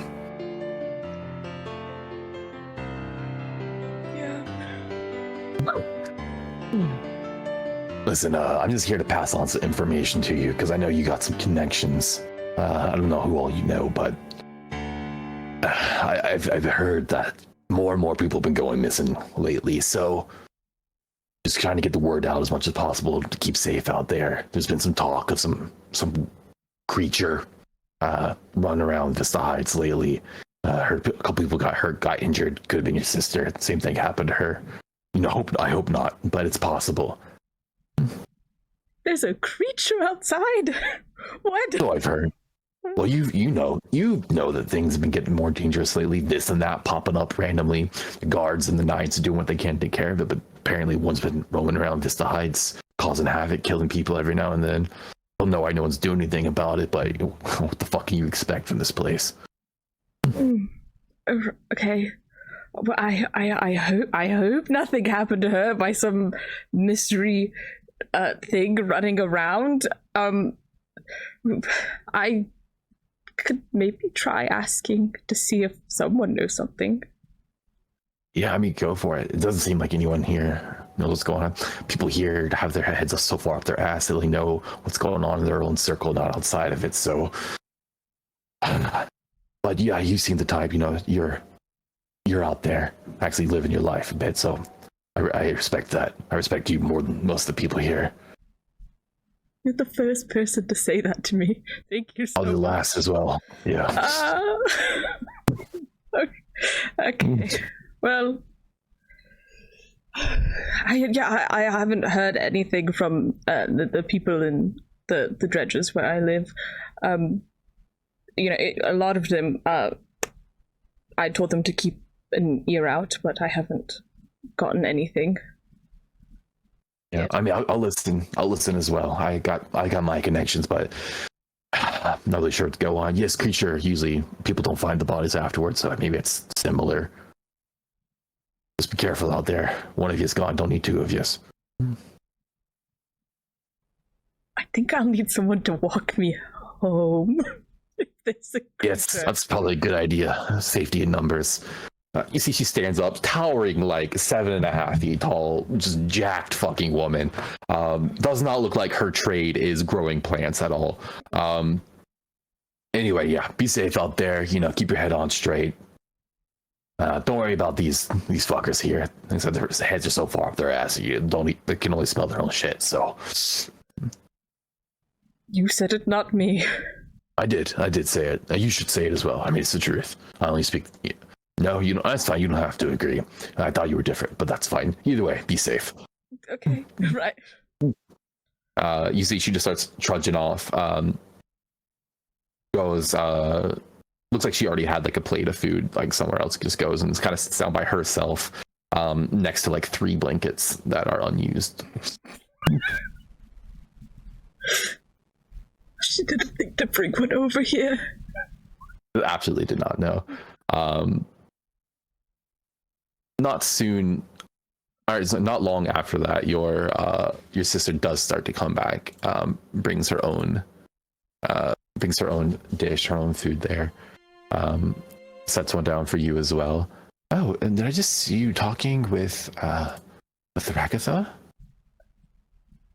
She kind of talked at me mostly, which She does that. Mom does not like her. She's okay. I think she makes some solid points. Well, that's good, I guess. What'd you guys talk about? There's a creature running around in Vista Heights. Did you know about this? A creature running on Vista Heights. I have heard a couple of things about that. I haven't looked into it really, but I haven't had the time. But I have heard some people like saying, "Oh, there's like a thing." Yeah. Right. Well, she just let me know. I wish I had known that before I walked here by myself. Oh, it's perfectly safe, probably. There's been a lot of people going missing, and she kind of insinuated maybe that's why my sister went missing as well. I don't think that's the case. I don't know. Could be possible, I guess, but I don't think she'd be got like that. She's pretty on top of it. Right, yeah, no, exactly. Yeah, that's why I think so too. I don't think it was anything have to do with that at all. What do you think happened? Hard to say, I mean, what do I know? I barely saw her lately. I feel like you usually know a lot. Like You surprise me quite a bit with the things that you know sometimes. Have you really been, like, so busy? Roll insight check. Yes. Is there music playing? Should be. It stopped for a moment, but I restarted it. I still got it. Must be nice. It is. There It's it quite is. soothing. 16. 16. I'm gonna roll. Oh, I have a real die here. I'll roll something. Okay. You get the sense that she's a bit more coy than she usually is. She tries to. You get the sense that she's just trying to keep you calm and as happy as possible, and doesn't want to say anything that might upset you, as is typical.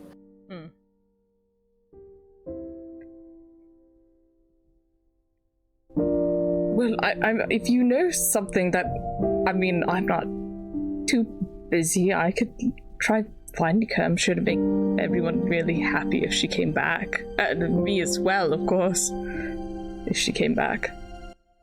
Of course, we'd all be happy if she came back. Listen, if I knew anything that directly led to us finding her again, it's been what, like close to a month or something like that. Of course, I want to see her come back.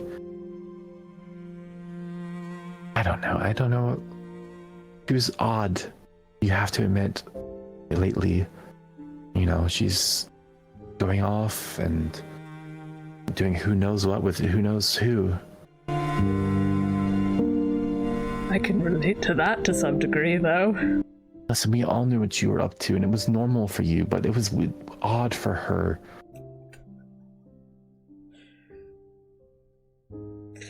Yeah, I know she has a lock, like a lockbox, a safe at the house that she'd keep her notes in. I don't know the combination, but if I could get into that, I might be able to get more information, maybe. That's a great place to start. I mean, I wouldn't worry too much about looking into what she's doing. It might end up dangerous, right? If something happened to her, I wouldn't want it to happen to you too. No one would. We all love you very much.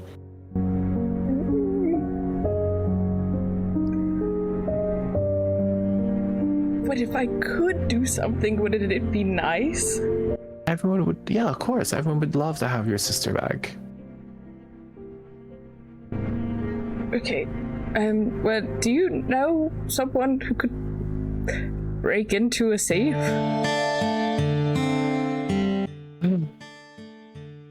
I do know a couple of people. I know a guy, he kind of walks around the Crimson Cage. He helps out here or there. His name's Draven. I could maybe introduce you to him.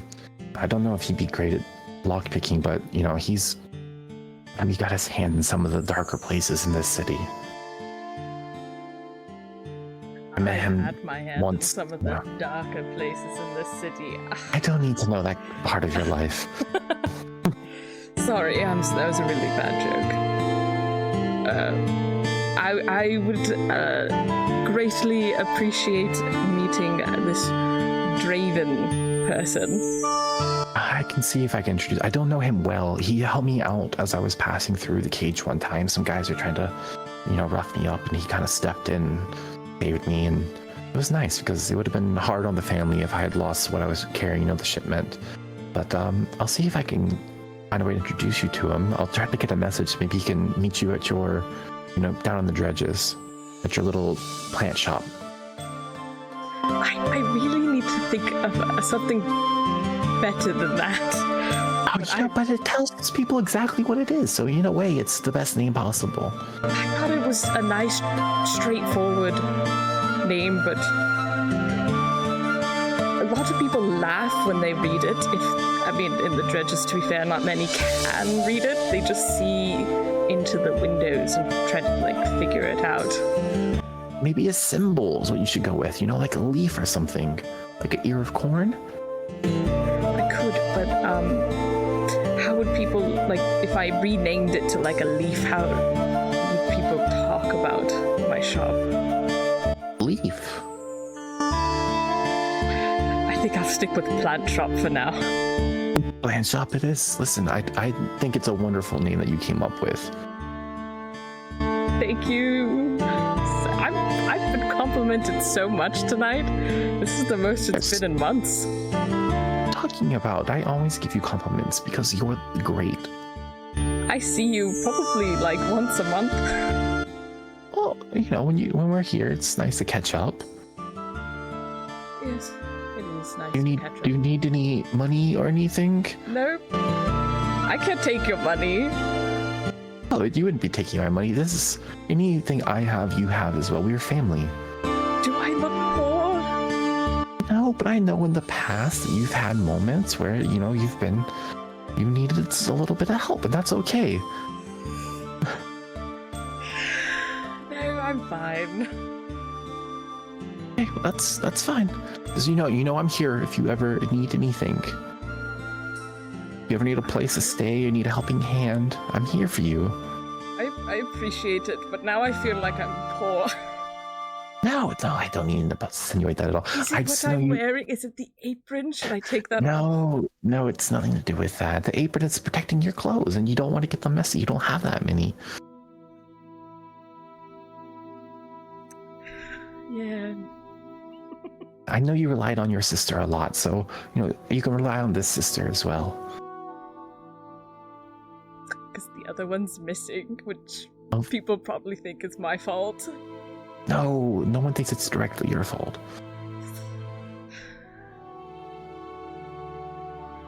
Is there any wine here?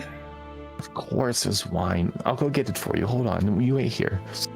Oh. And you know she's gone another 10-20 minutes at least. Anything you do in that time while you wait for your sister to get you some wine. Yeah, you take it off. His hair down, and he's like really self-conscious about looking poor. More or less, so your night kind of follows this pattern. Until eventually it's time to go home. You have a little bit of a journey. You got to go before it's too late. The dredges are not, super close, so it's you got to walk. Especially through Vista Heights where this is happening. The walkways are very complicated. There are things that connect roofs. There are paths on the ground. There are bridges. It's just a jumbled mess that you have to live here to learn. Otherwise, if anyone had visited the city, which no one has for 200 plus years, but if someone visited the city, it would be nigh impossible to navigate. But you start heading home towards Plant Shop. And then we cut a little bit to Petra. You have, in your time, been trying to investigate what's happened with Doc, going to visit here and there, until finally you've had the time in your life to take a break, go down to the dredges, really investigate, find here or there. Surprisingly, there's more than one plant shop, though they do different things.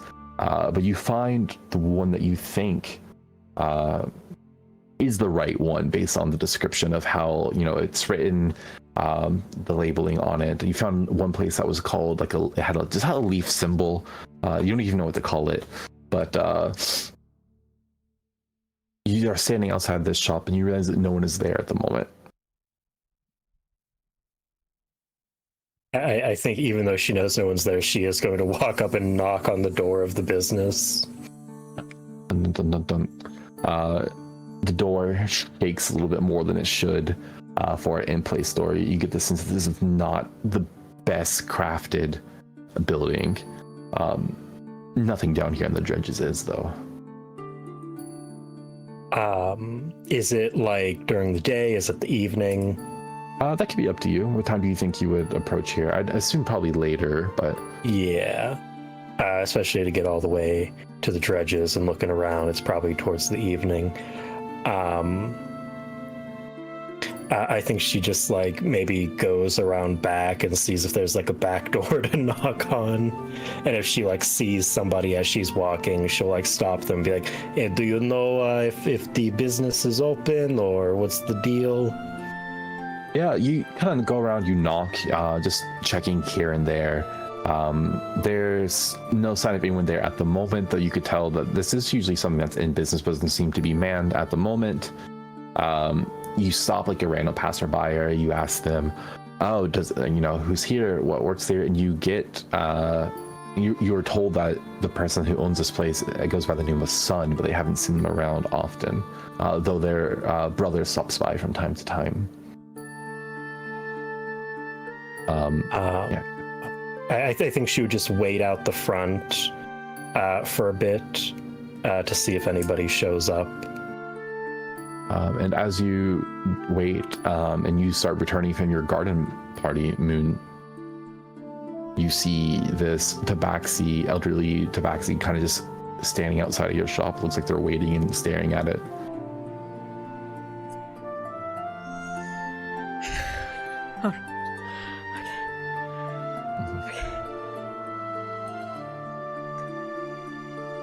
Hello? Oh, hello. Do you run plant shop? Yes, I do. Are you trying to break in? Not to be presumptuous.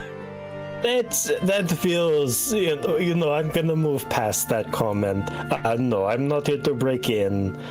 Just here to talk and see if you have seen one of my friends. He has been missing for a bit. I know we look alike, but it's my sister's the one who does the investigation. I'm not good at that at all. I don't know how much I can help with missing people. It's not so much investigating. I'm just asking, and she pulls out one of the 10 business cards she has found, like, on the streets, and she hands one. His name is Theodore Goodbottom. He is a lawyer. I was told he was last seen here. I don't think I've seen a lawyer here, but here, and he'll unlock the door, and inside is all kinds of vegetable to fruit plants. Specifically, there isn't really anything that's floral on the inside, and he'll kind of like start to head up, and you'll wait for you to follow as he heads up some stairs. And up the stairs is just a small bedroom that has like 2 beds, and they'll be on the kind of like on a side table, a little black safe. He'd be like, if he was here, he's probably meeting with my sister, and any notes she would have had about meeting him would probably be in here, but I don't know how to get into it. Is it like a safe with a keyhole, or is it like a turn dial? A turn dial. I couldn't give it a shot. I don't want to start any rumors about who I may or may not be, but I know my way around a lock. I mean, it'd be greatly appreciated, because I would also like to know what's in here. And she'll walk up and like be like, what's her birthday? Actually written down, right? Oh, it just says born in spring. I didn't know what the month was for that. It would have been month of spring. Well, you're actually in spring right now, so it'd be either Devarius or Advar. Let's say Devarius, like All right. the 15th. Oh, so you just had your birthday, actually, like 2 weeks ago. Snaps. The year, who knows? Whatever year it is right now. 678 right now. 678, so what? That's like 2. What's that? Minus 25. Don't make me math. 53. Yeah, that checks out. There you go. That number. So she'll try that birth date. No go. She looks and she's like, your birthday? Maybe that's it. We're twins. Oh, she tries it again. still no go.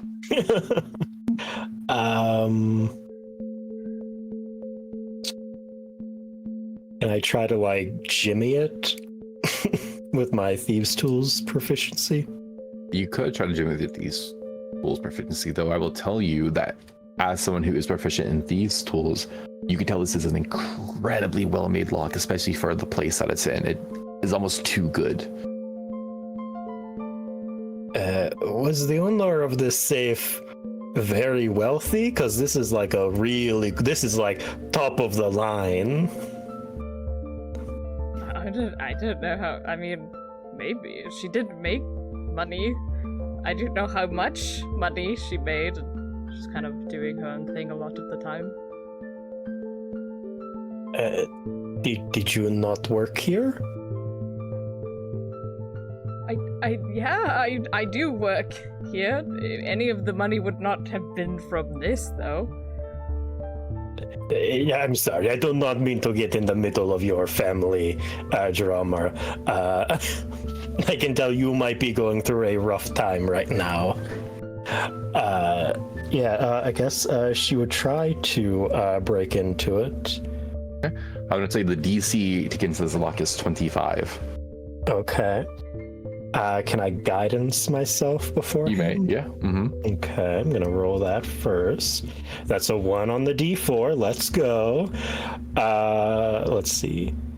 Thieves' tools would be. You trying to break in to it? Yes. Right? Yeah. While you're doing that, I will cast guidance on you. You'll kind of like. Yeah, I'm sorry. I can help a little and like cast guidance. I think guidance stacks though is the thing. Yeah, I don't think. I don't think so. I think you can only have one instance of a spell cast on you, and it's like the better one. Baldur's Gate. Yeah. Baldur's Gate, you're right. You feel really guided, but still only got 1. He does it anyway, and it's a little awkward. You're like, I cast them myself. I'm like, oh, thank you. Yeah, good job. I'm just gonna go ahead and roll sleight of hand because it'll be the same modifier. That's the move. 23 plus 1, 24. Which is 1 shy of the 25 DC.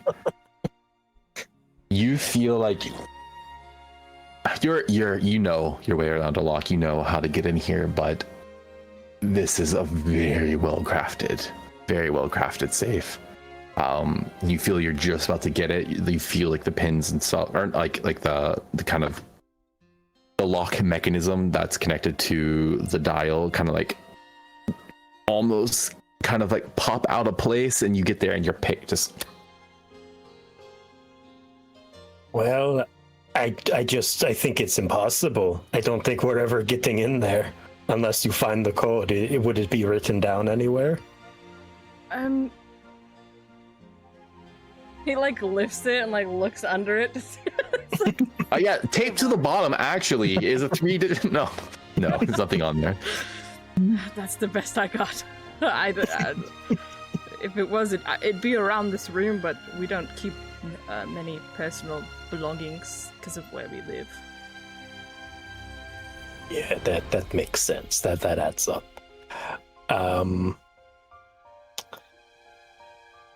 Yeah, I unfortunately don't have much else to help you here. Do you know anybody who can break into a safe? Not personally, but one of my relatives told me about a man. His name was Draven, I think, who might be able to assist with getting this open. I was just kind of hoping that by chance you could. No, it's I think it's impossible. I don't think anyone can break in. But if worse comes to worse, we can hire a locksmith. Could we cut it? I don't. What if we threw it off of somewhere really high? Do you want to drop a safe out the window in where we are? I think it might get stolen by the time we get to the front door. It doesn't have to be here. I'm just throwing out ideas. Well, I only have a dagger. I don't think I can cut it open with that. I don't have anything. Yeah. I have pottery and vegetables.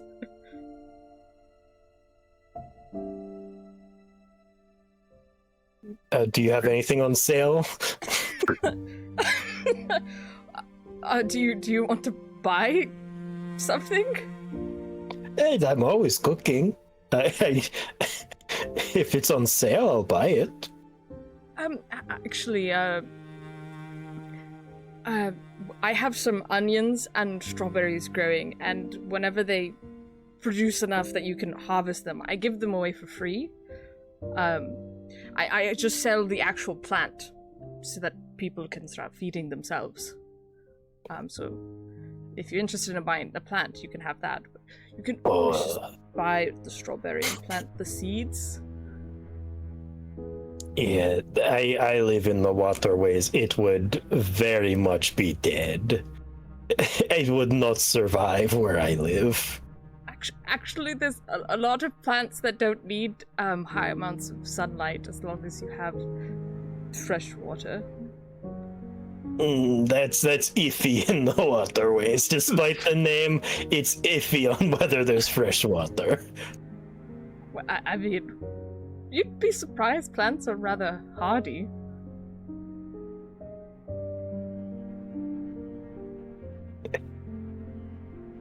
I don't think I have the space for full plants. I would rather just buy the onion. I could just give you the onion for free. Hey, that's the best kind of sale there is. It's just downstairs if you want to go look at them and pick which ones you want. Yeah, Petra would just pull out a reusable bag that she has and goes downstairs and starts putting onions in a bag. I like growing them like strawberries and onions right next to each other because the onions keep the pests away because of the smell, and strawberries are commonly preyed on by, snails or rats and rabbits. So they help each other grow. You seem very, very smart. No, I just know this one thing at least. I'm sure that's not true. I'm sure you know many things. Give yourself more credit. Really only plant-specific things, and even then I'm really, compared to anyone else in my family, it's a bit embarrassing, my level of knowledge. Not everything is for everybody. Maybe plants aren't your thing. Maybe it's something else is your thing. I try doing other things. No. I think I'll stick with plants for now. Well, do you want to try to find this Draven guy? Do you want to go hire a locksmith? I think whatever is in this lockbox, maybe we don't want a locksmith looking at it. So maybe we can find Draven. Do you know where we find Draven? I've never heard of this man, I don't think. I think they mentioned the Crimson Cage. Oh. It's not too bad if you go there when you're not sober. No, it's fancy compared to my place. A lot of people are scared to go there. Yeah. Spend the night in the waterways. Not. I'd really rather not.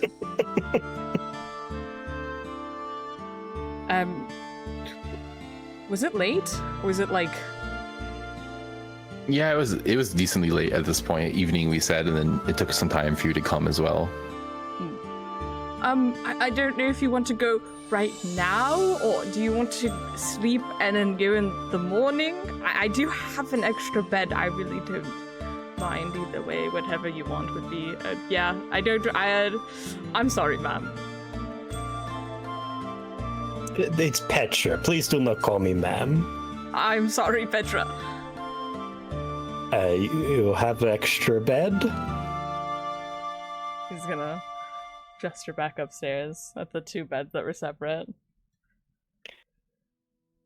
Well, it does beat going all the way back home to my empty house. And she leaves like a long silence after saying empty house, and she kind of like looks wistfully in the distance. But I can return your kindness by cooking you dinner. I did eat already. Oh, But, okay. I cook you breakfast. if you don't, I mean, if that's okay, I don't want you to do too much for me. You could just stay in my missing sister's bed. She's not coming back for it anytime soon, right? Maybe I'll sleep like with some blankets on the floor. I don't know if I want to sleep in your missing sister's bed. That I don't think that's what I'm going to do. I mean, it's comfortable-ish. Yeah, I'll take your word for it. I'll just take the blankets. I'll sleep on floor. Okay. Good night. He's gonna go to bed. I think from there we're gonna cut back over to the other duo. It's probably a bit earlier than where the scene ended, but you have also gone, I believe, to check out Doc's, correct? So as you are walking on the path to where his office, which district would his office be in? Nick, what did you say? Gilded Road? Oh, yeah. It could be. Yeah, that would make sense. Yeah, that was going to be my only suggestion. All right, yeah. So yeah, and you guys head to the Gilded Row, which isn't like crazy far, but it is enough time for you to like talk a bit and chat. So When's the last time you took a bath? Which, again, that's pretty fucked up, you know. It's been a while. I'm not gonna lie, it's been a while. Why? I don't want to say I'm homeless, but let's just say I don't have a permanent residence. You see her like mull over this idea. Oh, okay. Sorry? Yeah, it's fine. I mean, I don't mind. It gives me a chance to, do some real good out here, I guess. Share my room with like 50 other kids. Wow. Yeah. Imagine it gets a little cramped, huh? Yeah, well, I was kind of hoping once I became a knight, you kind of get your own room. But that doesn't look like it's happening. Hey, you never know. If we figure out what happened, it might be in the running. Yeah, it kind of seems like that's my Hail Mary. But also at the same time, the justice. How do you pronounce it? Justiciar? I would say Justicar, right? That's how I've always said it. That was I could be wrong, way but... too many syllables. The Justicar of the 8th chapter was kind of like breathing down my neck about me not being able to cast spells, which is kind of a big deal for Knights of the Emerald Order. Well, hey, look at it this way. Maybe you can cast spells, maybe you can't. Maybe you'll get the ability later. You just gotta keep trucking along, you know what I mean? She kind of brings her hands together, and on her left hand she has just like a leather glove that kind of like matches the chainmail. But on the right side she has like a fully ornate like steel gauntlet that just looks really out of place with her like leather and chainmail garments. She kind of holds her hands together and like thinks really hard about trying to cast a spell.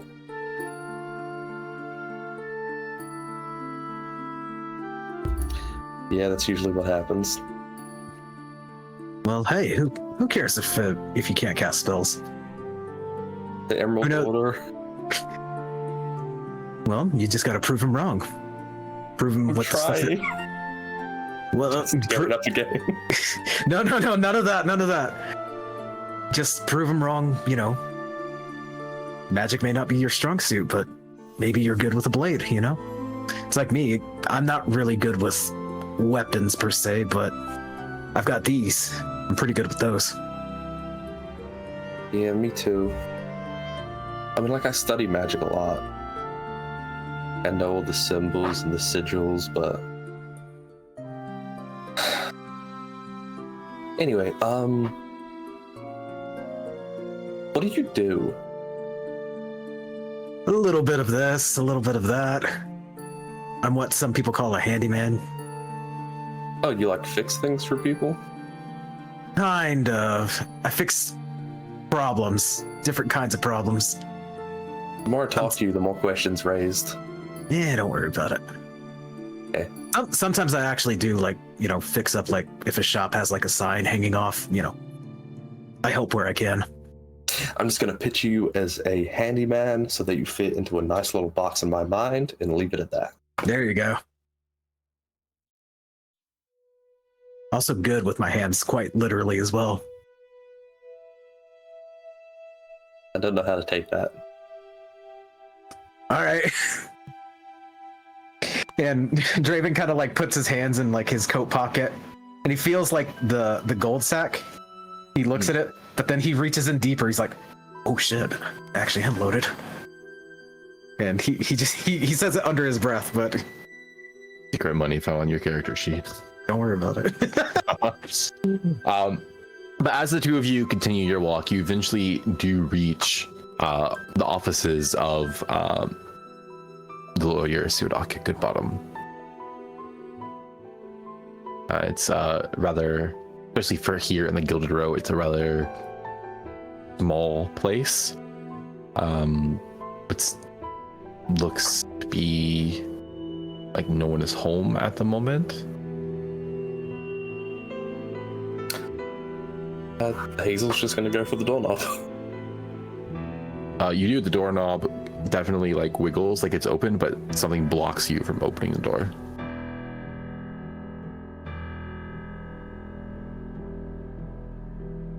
All right, let me take a gander here. And does it feel like it's being blocked or just like it's locked again? Like something's in the way, blocked. All right, he kind of like jiggles it, feels like there's something there. All right, so what you do is you put your foot right next to the doorknob, give it a good kick, pops right open, and he's gonna kick the door. Yeah, roll to attack, I guess. Alrighty. Well, let's say before you click that button to roll, are you trying to break it down or just kick it hard enough to open it? No. That's an actual thing. If you kick close to the doorknob, it just pushes it open. Okay. So yeah, he's just trying to kick it open but not break it down. Let's call this athletics then, I think. All right.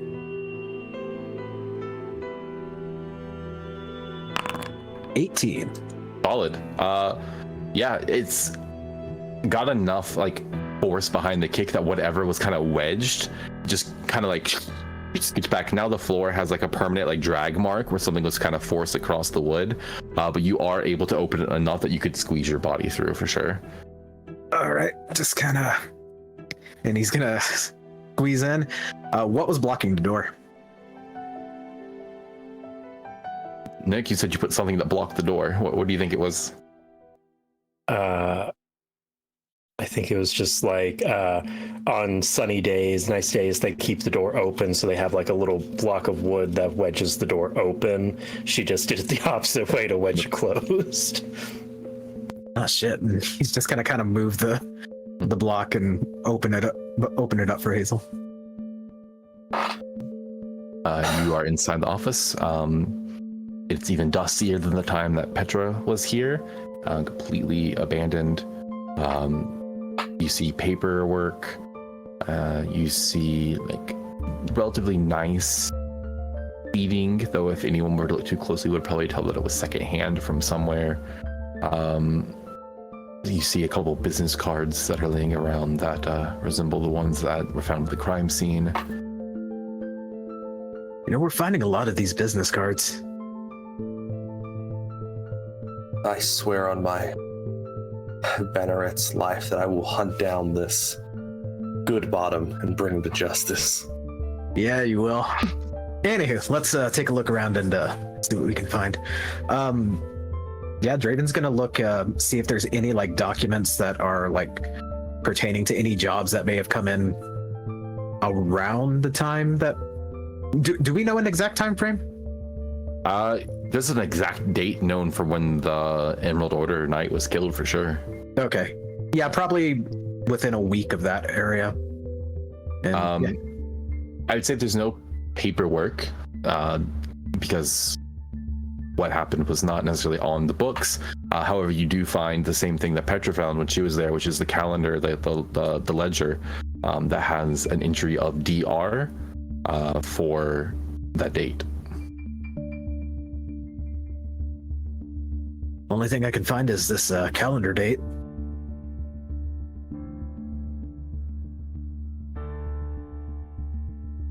DR. Could be a doctor's appointment. That's what I was thinking. Would Hazel know of anyone of like enough status with like those initials? I could probably come up with like a name that might fit that if you would like me to. Another quick question, kind of pertaining to that. Is DeRozan like separated into two words, or? It is spelled capital D, lowercase e, capital R. Okay. Frozen. So yeah. Maybe. If you'd like to see if you can make that connection like in character, because I know we all know it outside of Yeah. in character, if you'd like to roll, I'm gonna say it's like a DC 15 history. Okay. Make that connection just from DR. Would me meeting up with Garv influence this at all? Ooh, wait, yeah, you did meet up with Garv. Yeah, we'll say the DC is only a 10. Okay. Natural 20. Instantly, because you've met up with Garv, DR DeRozan pops in your head. Otherwise, it may not have. But you have a direct conversation with the DeRozan just like the night before, or a couple nights ago. So immediately, DR DeRozan pops in your head. It's a little bit too much of a coincidence. You know, I'm thinking maybe he might have gotten himself mixed up with the DeRozans. So the DeRozans, for whatever reason, hired this lawyer to go to the Archon Plaza and kill a Knight of the Emerald Order. Well, let's not get ahead of ourselves. You know, it's not too out of the realm of possibility for, a crime family to hire a lawyer, so he may not be directly involved, but, there's definitely a connection here. Well, it seems that the only information here is that this good bottom was in leagues with the DeRozan family, so I guess next stop is the manor. Yeah, we can go take a look and see if we can find anything. All right. As the two of you start to exit from the Good Bottom Law Office, you are met immediately on the other side of the door by a guard standing there smoking a cigarette. I knew staking this place out would be worthwhile. Fancy what we've got here. Associates at the Good Bottoms. I think Hazel's gonna move aside her black halberd, reveal the insignia of the Emerald Order, associated with the Emerald Order, actually. Is that so? And you got a personal stake in this, don't you? Yeah, I do. Any reason that a city guard is posted up here all by themselves? I've been more or less investigating this case. I say less. I've been staking this place out for a couple of weeks. Thought something might turn up. It's kind of the only lead we got.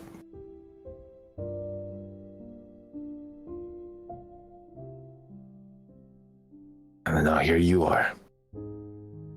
You and your dirty friend here. Man, I really need to take a bath, don't I? I smelled you coming before I saw you coming. Damn it. Anywho, I'm a private investigator. Emphasis on private. Yeah, we're trying to figure out what happened to our Emerald Knight friend. Yeah, a lot of us are.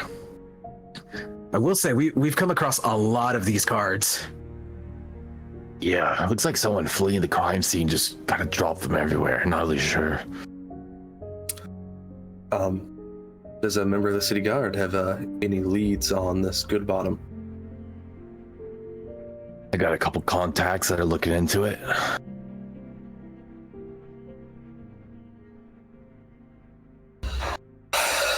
Seems like we'll cut to the bullshit that maybe we can help each other. Because you're also, for one reason or another, more invested in this than a normal city guard. Don't get me wrong, this is just the beat I was put on, but once I start a job, I finish it. Like your gusto. Man of honor that I can respect even more. I may be only an apprentice, but I am a part of the Emerald Order nonetheless. My resources, they're useful. My dirty friend here has proven himself more useful than previously anticipated.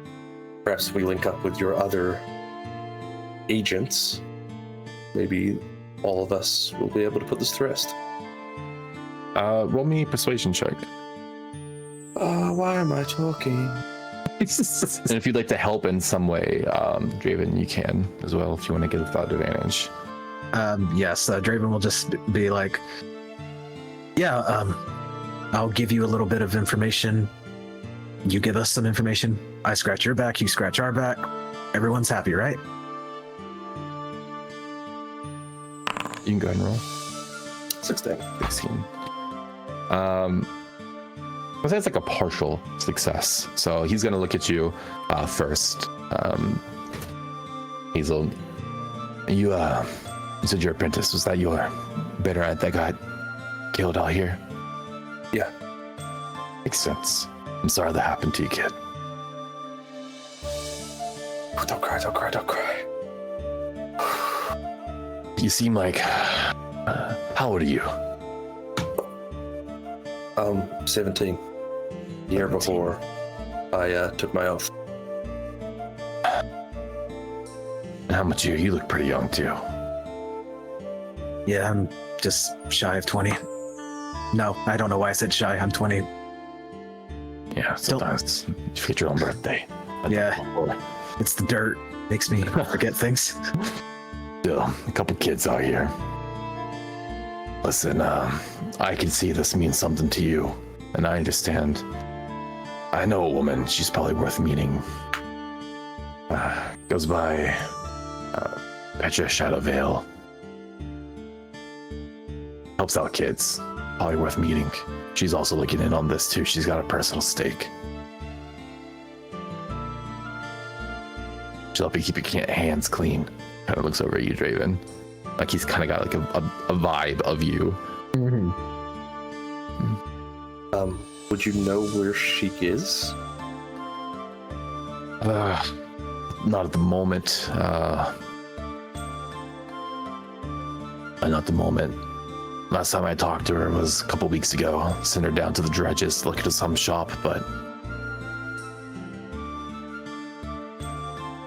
What's the name of the shop?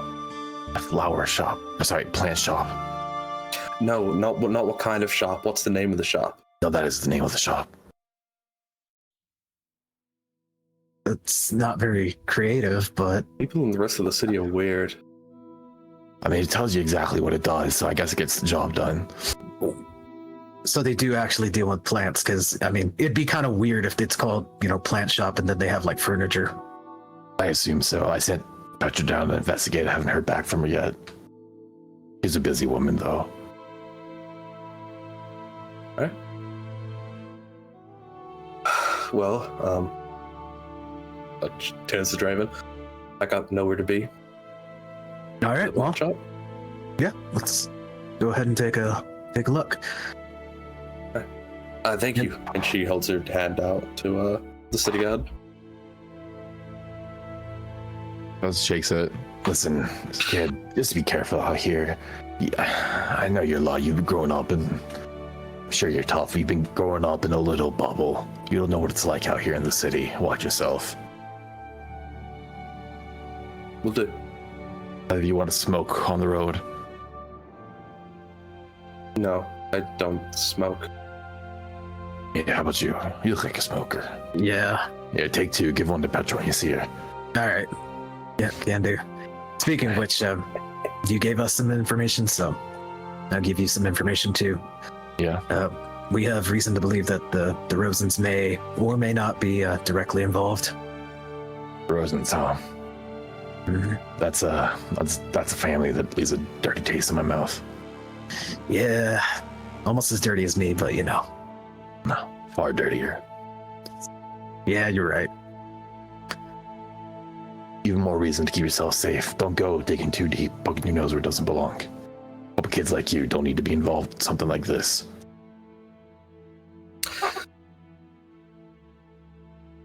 I'm afraid it wasn't my decision to get involved in this. That decision was made for me. Already. I understand. Head on a swivel. All right, I'm gonna go back to watching this place.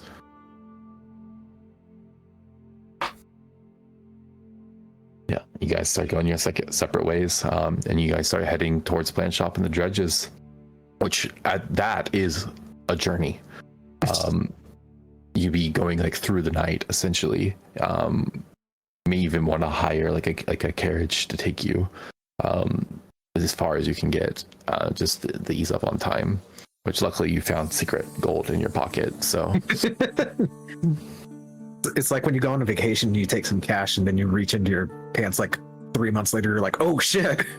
You feel like you earned money or like you made cash, even though it's not the case.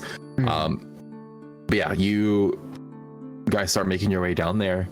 Probably even take it like a nap on like a carriage as it's heading to the lower part of the city, going south. And you're gonna get there probably like sun is like cresting, and maybe that's a good time to go ahead and take a little bit of a break. Yeah. How's it plan? Get us out of here.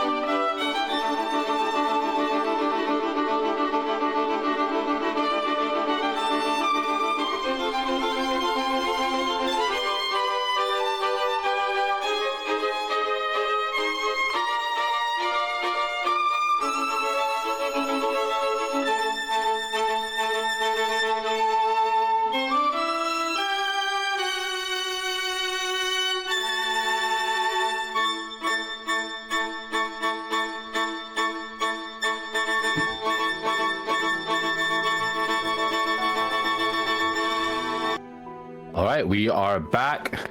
Thank you for waiting. We pick up with our characters Petra and Moon taking a little snooze. Oh, that's all fucked up. Oh no, it fixed itself. Okay. All right. They're taking a little snooze, and coming to meet them in the middle of the night as the sun breaks is Hazel and Draven outside the plant shop. Wow, it's really just called the plant shop, huh? Yeah, I guess it is. All right, well, he's knocking on the door.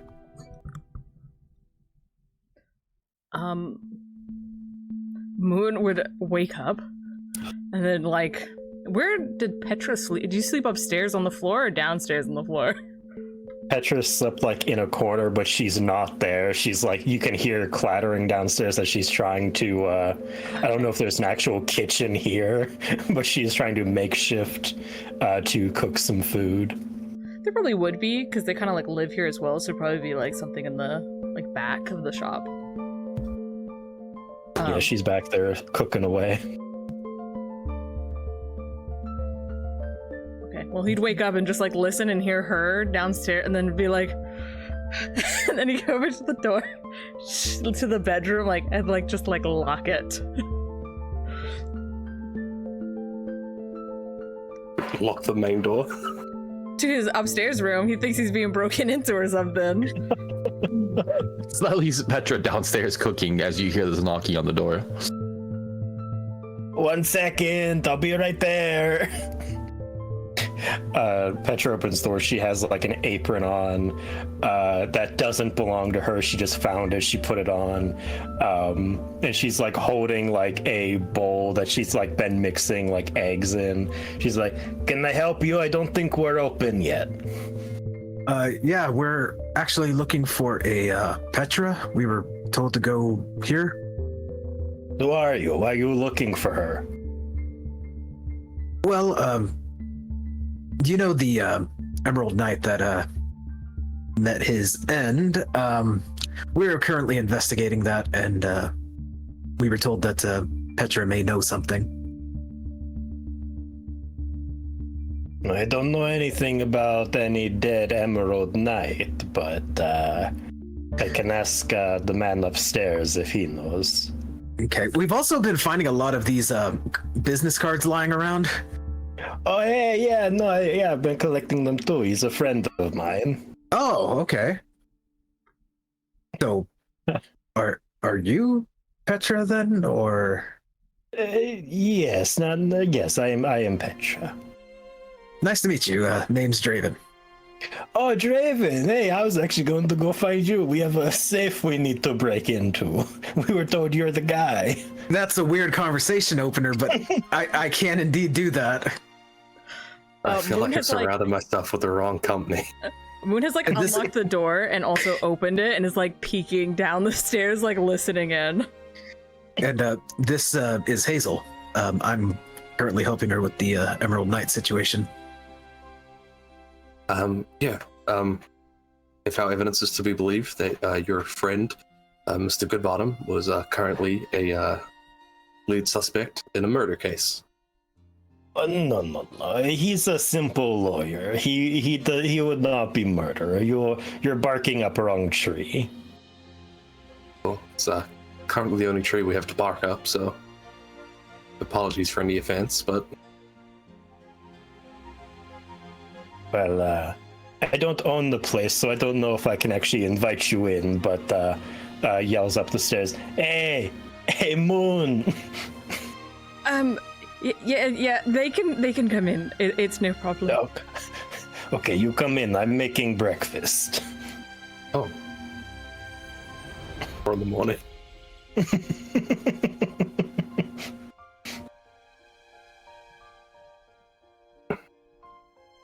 So you said there was a box you needed opening? Yes, that's upstairs. I kind of look upstairs. I had heard the voice come from upstairs, and I'm like, can I come up there? Are you Draven? Mm-hmm. That's me. Okay, you can come up. I'm decent.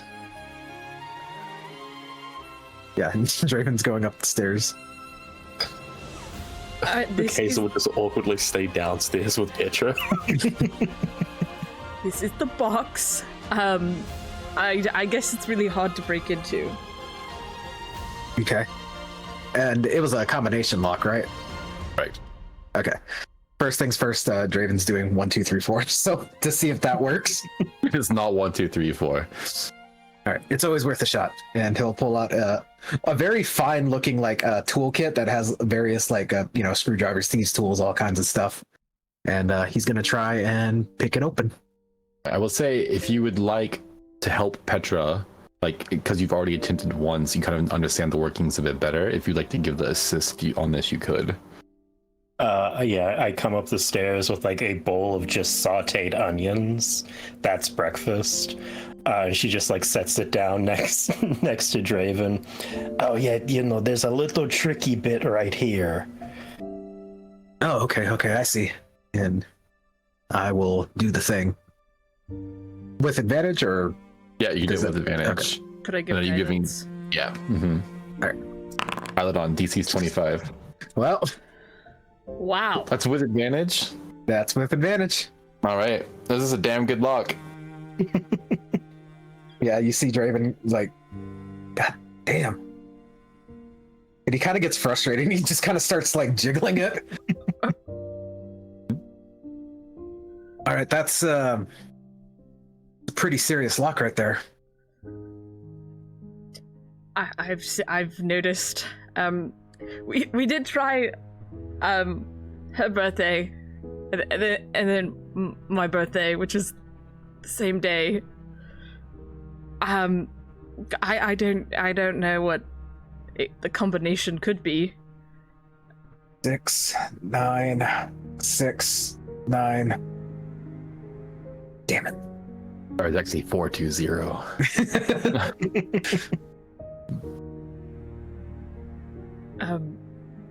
Yeah, I don't know what else we could do about this. I can try breaking it off if you want. I mean, that's the only other thing we can try, I guess. We could bring it to like a locksmith. I don't know if they would help if it seems like we're like doing something shady, even though it's my sister's. I don't know how I'd prove that. But if you think you could break it, then that works too. Yeah, Dre. How big is the box? Out of curiosity, is it just like, okay, and I imagine it's heavy, so probably moving it's not gonna do much. Yeah, like you could pick it up, but you wouldn't want to like have to carry it. Okay, gotcha. So sturdy enough to where, basically, I'm gonna try and heel kick it open, like with a downward kick, and see if it just pops off. Go ahead.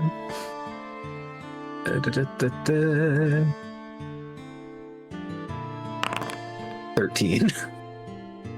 You have successfully kicked a fucking metal safe. Yeah. Your heel aches, and were you not an incredibly experienced martial fighter with your body, it would have hurt a lot more than it did. Yep, that fucking hurt. You mind if I take my shoes off? Yeah, are you gonna kick it again? No, I'm not gonna do it. I just gotta get the muzzles off these dogs, you know what I mean? Yeah, I guess. Yeah, he takes off his shoe, sits casually. It hurt a fucking lot, so he's just kind of like, Do you want this onion soup? I think maybe you should hold on to this soup. Wait, you want me to hold on to the soup? This sauteed onion. Yeah, let's have that near you. What's your problem? Some dogs have been released in this room. Yeah, I apologize, but that hurt a lot, you know? I'm so sorry. And he's gonna go open a window. You have been traveling a long time today. And after the ringing pain has subsided, he will put his shoes back on. Does anyone have like a crowbar or like a piece of metal? I have a shovel. Or the mini little hand shovel. I'll take whatever. I'll take whatever shovel you don't mind me breaking.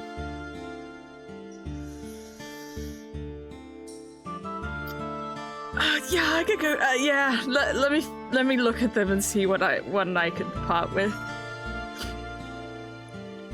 I'll probably bring back a little. He'll like have one that's like cheap and one that's like hardier metal and really feel like conflicted. And then grab the one that's like higher quality. Yeah, Hazel's just gonna grab it, just shove it in, and just. All right, I'm gonna keep the DC the same, 25, but we'll call it athletics now.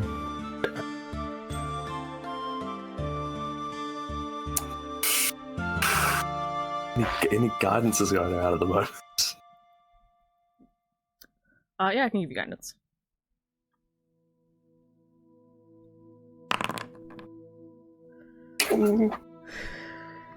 Sorry about your shovel.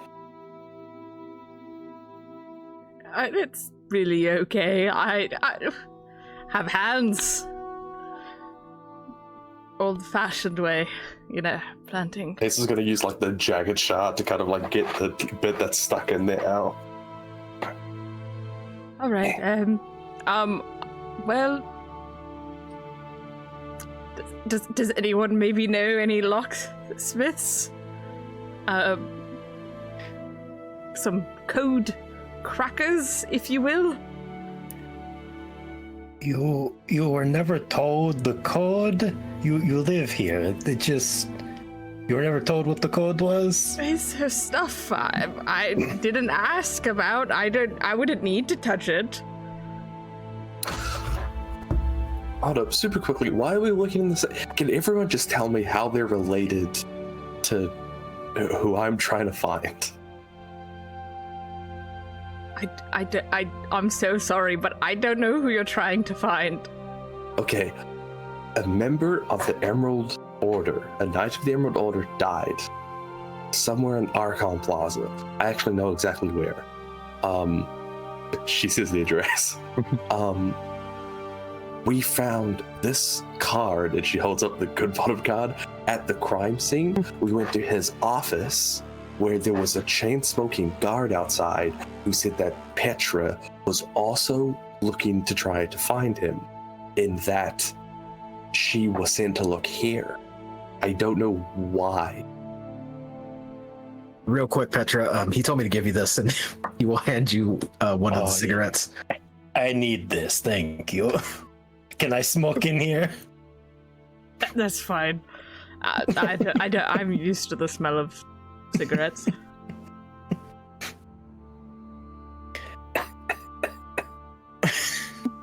You good? Yeah. Okay, so Draven is helping me out because of reasons. Mm-hmm. You're Petra, so you're also looking for Mr. Goodbottom. Why are you looking here?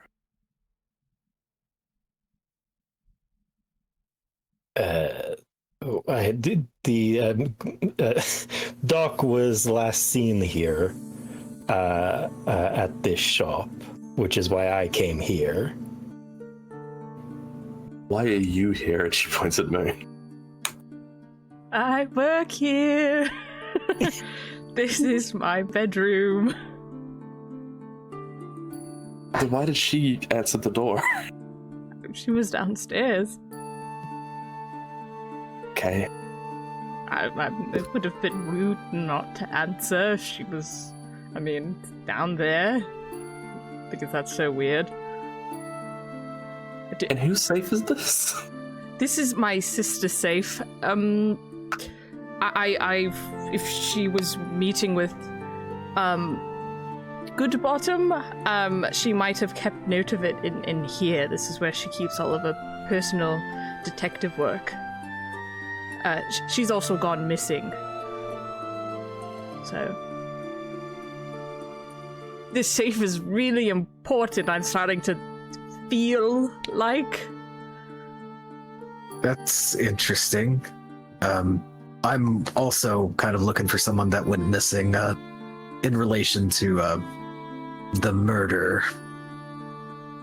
I don't know if she went missing because of the murder. She just went missing. But a lot of people down here go missing. It's not uncommon.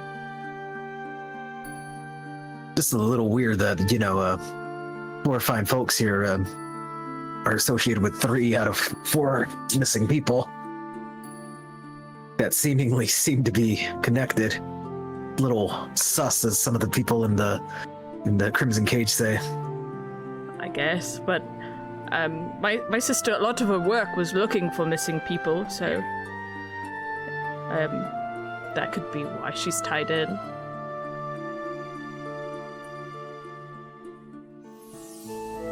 Well, if we can't access the safe, I could just lead us to where the crime actually happened. I may know a guy who can maybe get it open, but he's not super reliable, but I can try.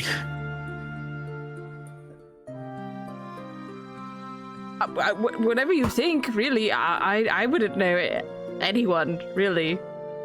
All right, I will be back then. Don't open it without me. I'm curious to see what's in there. I'll be back. And Draven's gonna exit the shop and he's gonna go hunt down Nyx. Okay. Nyx is easy enough for you to find.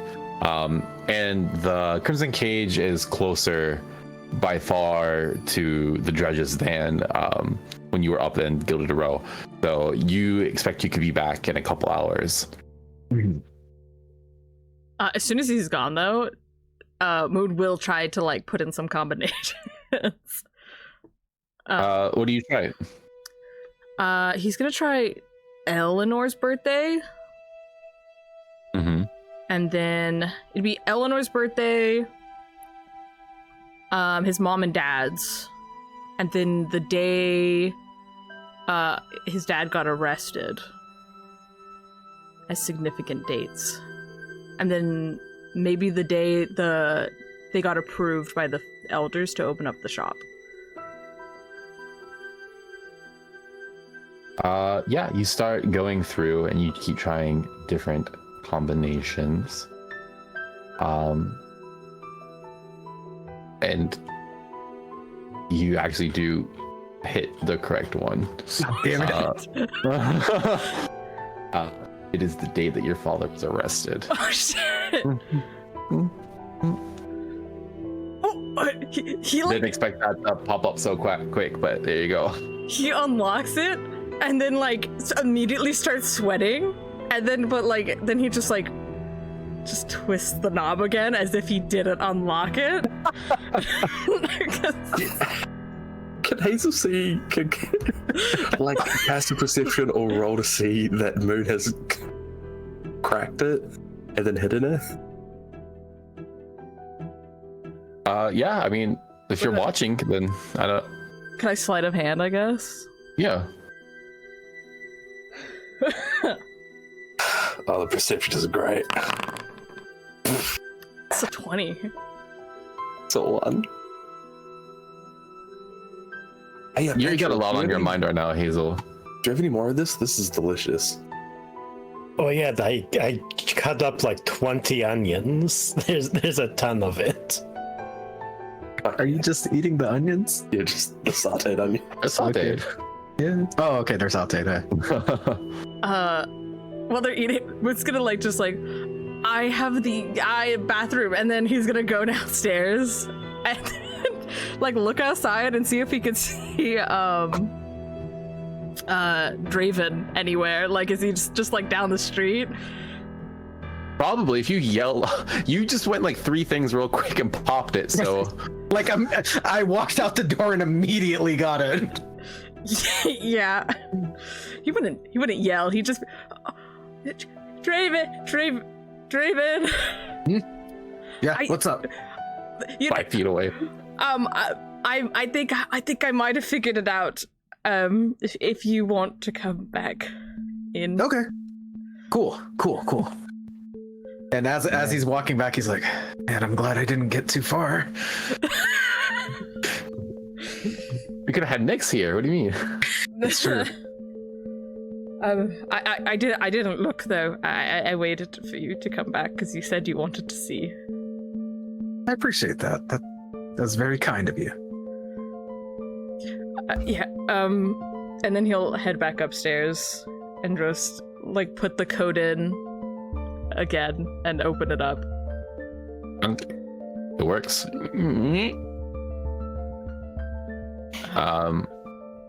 As you open it, I guess everyone is there watching, right? I get shot in the face. But it was trapped. Fireball.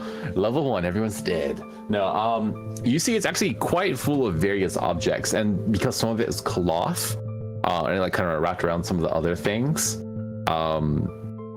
it doesn't. Like it didn't like jingle around when you picked up the safe or anything.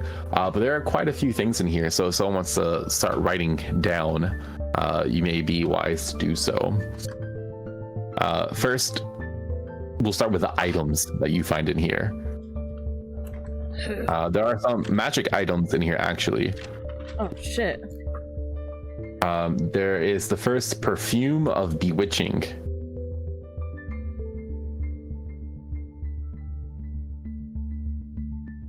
Shit. The second is dust of corrosion.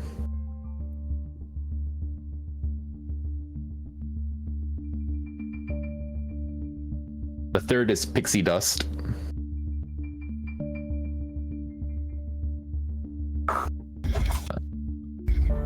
The fourth is boots of false tracks.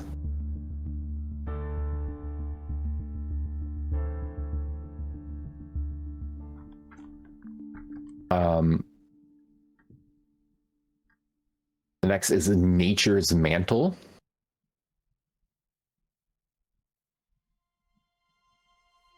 And the last is a mask of the beast in the shape of a lion.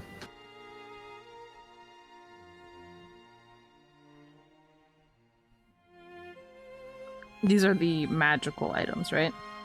Correct. Should be 6 in total. Oh, cool, a lion. And Hayes is gonna grab the mask. Oh, okay. I guess you could just touch the stuff. Does this look familiar? Partially, yeah. Partially? Hazel, what the fuck? It's rude. Put it down. Alright. Puts it back.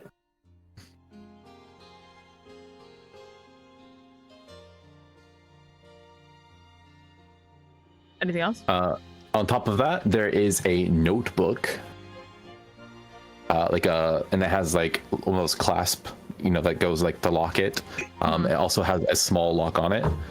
And then you find just some scraps of different papers in here, like letters and things like that.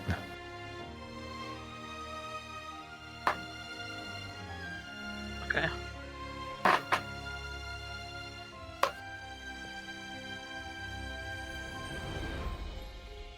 Anything else? That is it. Oh, there would be a little bit of money in here as well, like a small pouch of coins. Of how much?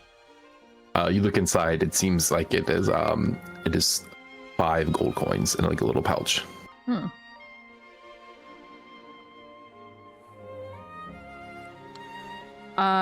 He will grab the scraps of paper, like the letters, and try glancing over those. You start just kind of looking through all the letters and stuff. Some of it is correspondence with your father. So some of it corresponds with your father. Some of it is letters about it's kind of not necessarily business dealings, but like for her side job of investigation, she has written some letters like corresponding with a couple people. And I would say the one that catches your attention the most, as in looks the most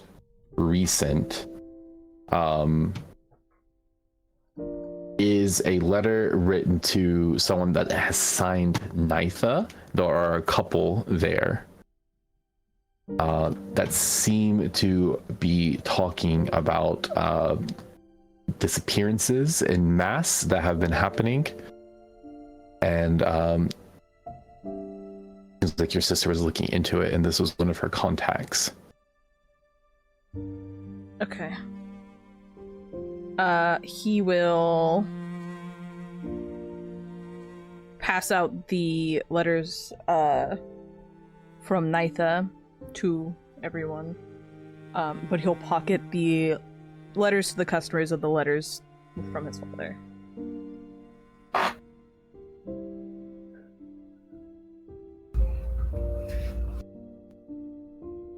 Do any of us individually gain? Yeah. So if you're looking specifically through the letters with Nitha, they talk about a job essentially. Nitha seems to be like a subcontractor working for your sister's son in this moment, who your sister has asked her to lend her skills as confirming with what you already know, Draven, a job for the DeRozan family. It seems like your sister received a job from someone whose they knew their family member had a job with the DeRozan family, and then it never came back. So your sister seems like she was hired to investigate that. Your sister then asked this Nitha figure to look into things. It seems like they were maybe friends to some level, and she knew she had a particular skill set or connections that could help in this situation. However, the dates for these correspondences with Nitha seem like they stopped short of when your sister went missing.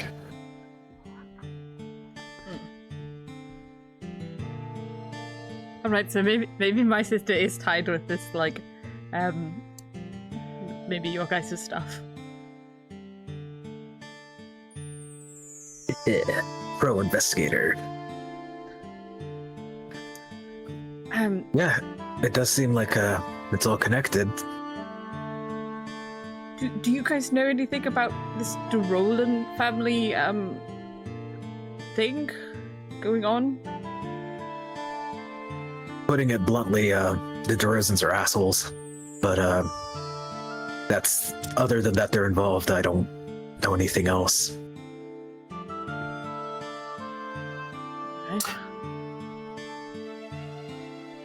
Yeah, they're just normal criminals, not magic criminals. So I got nothing. Actually, even if you don't know this, Draven would know this. The head of the family, Legazi, is a known wizard. Okay, so he's like a little bit on our radar, but like.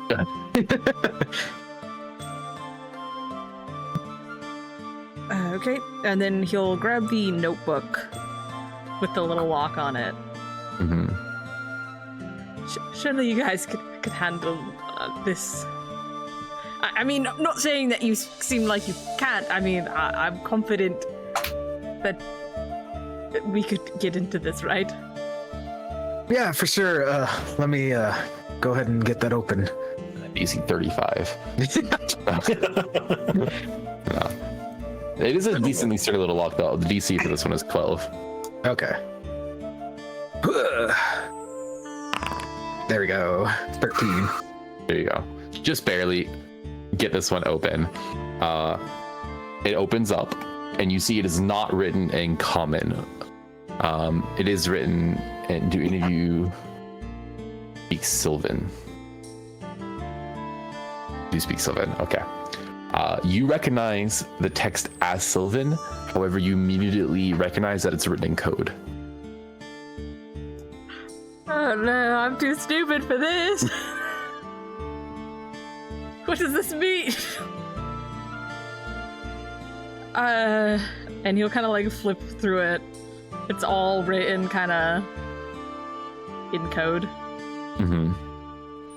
It seems like anything that was written in here was written with the same code or some type of cipher. Is anyone here like proficient in code word things? I could give it a shot. We learn a lot in the Emerald Keep. We study a lot. I'm not specialized in like ciphers, but I think I'm smart enough to try. Okay, well, I do you know how to read this? No. Okay. I can work on trying to translate it. I don't know how well it'll translate is the thing.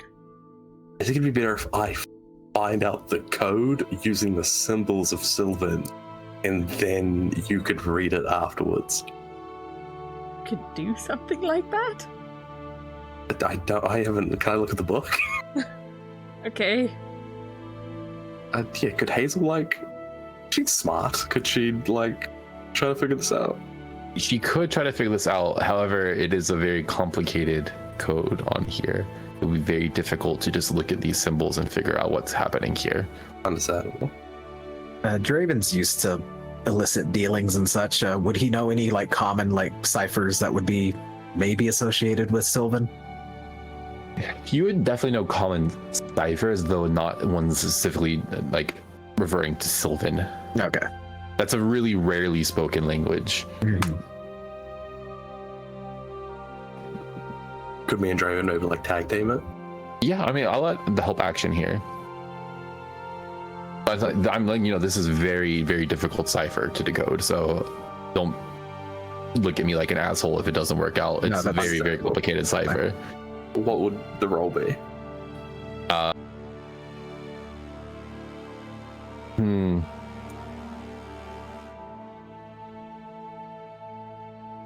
it's kind of just straight intelligence, but I'd allow for... No, I think it's just straight intelligence, actually. Yeah. All right, so you see the most common double character is L, right? The double L. So we'll try that first, okay? Okay. Anyone got any magic going around? Bless me! I can Guide guidance. Yeah, guide me. Yeah, you can guidance, that's fine. 24? All right. Is that with the guidance? Yes. Oh, it is. It already has a 1d4. Okay. Hazel, I'll say that you do not crack it in this moment, but you do recognize some semblance of pattern immediately.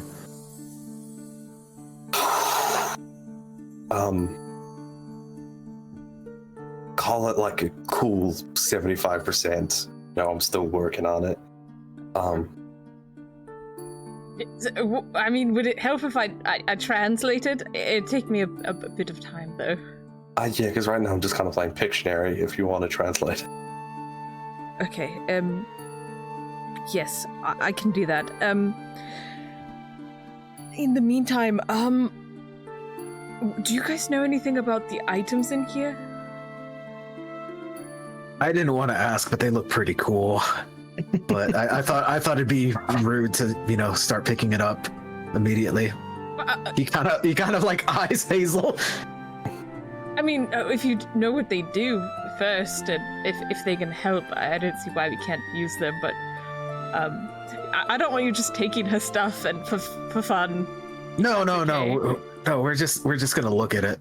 Okay, now Hazel, now we can look at it. Grabs the lion mask again.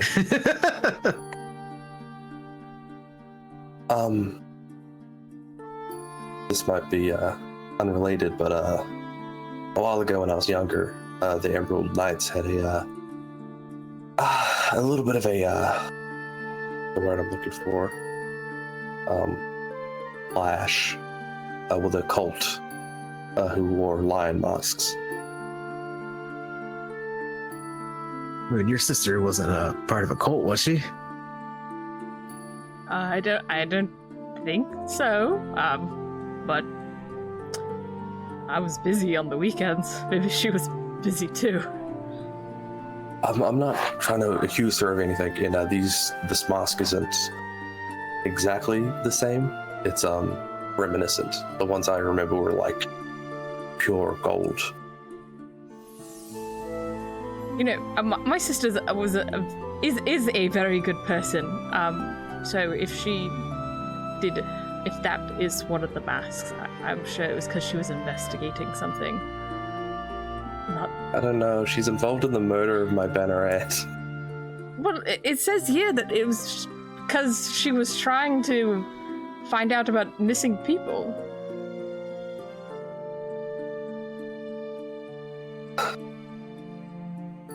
I'm just saying, the cult thinks a bad luck. To be fair, like Moon said, you know, investigations, sometimes you want to take a little bit of something to remember the case by, right? Right, Moon? I don't know.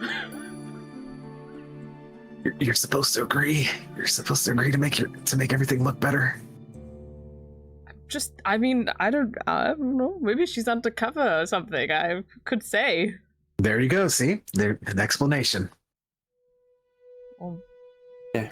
Could be significant in some way. I couldn't make sense of why she has half of the stuff other than probably work related.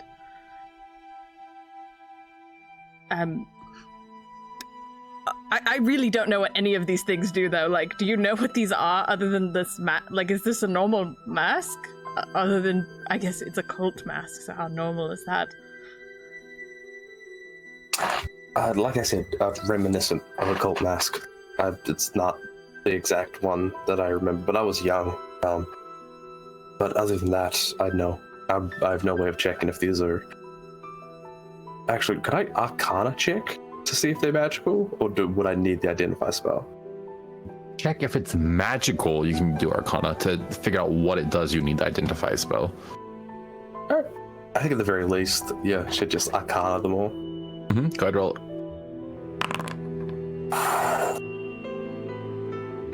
An 11. Even with an 11, I think with your knowledge of the arcane, you can tell at the very least the 3 items in here are of magical nature. There's telltale signs on them that denote like there's a rune here or a sigil there or something that denotes some sort of magical imprinting. I mean, they're all very clearly magical. Well, whether or not I know what they do is up in the air. Looking over the stuff, with my history, would I recognize possibly the perfume of bewitching? I think you can roll Arcana as well for any of the like dust or liquid based ones, the non-item items. Okay. 16? 16. On a 16, you do recognize perfume. Okay. And I'll say you recognize the pixie dust as well, though the one that I have told you out of game is dust of corrosion. You are not immediately aware of. Hmm. What do they do? Do I know what they do? Yeah, and I will say also the dust of corrosion does look like rust, like it's a little vial of rust essentially. But the pixie dust, allows someone to fly. And the perfume of bewitching just makes you more charming, essentially. It's like a social type of magic. Yeah, I pull that one out and I'm like, I know this one very well. It's real popular. Popular where? You know, it's a charming spray. Makes you more likable. That doesn't answer the I think I need some kind of spray at some point, because I mean, this isn't doing it. Do you have a bath, by the way? I mean, I hate to ask, but I mean, I can kind of clean up there. Oh, I got you. I just start like casting prestidigitation on him like crazy, picking up all the dirt and everything, making him smell nice. I feel like it's like the scene from Terminator 2 where Sarah Connor's on the fence, but it's just like a wave of cleanliness. Just... I do have like a bath. It's just you just need to fill it with water. It's gonna be cold. I think I'm good. Thank you, Petra. And like you see, like the hair is kind of like windswept back, and if he cleaned himself up a little bit more, got a haircut, he'd look like a fine young man. But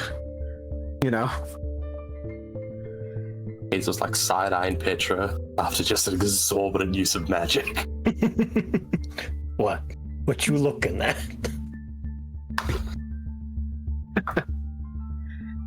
So why don't maybe we can take all of these and figure out later, maybe if you guys know anyone who can identify them. Would I know if Nyx is a proficient in magic? Absolutely, Nyx is not proficient in magic. You never know. You never know. Nyx is not proficient in anything. As he should be. Or, I mean, you could try just using some of them and seeing if you can figure it out that way. We can try that if you want. If anyone feels comfortable with that, I mean, I don't. If you don't want to just use some random mysterious magical item in fear of possibly having it curse or kill or maim you, I would totally understand that. Okay, now that you said that, irresponsible use of magic items. Yeah, now that you said that, I don't know if I'm comfortable, trying it now. You actually know, Hazel, in your protocol manual that any finding of unknown magical items must be reported back to the Emerald Enclave.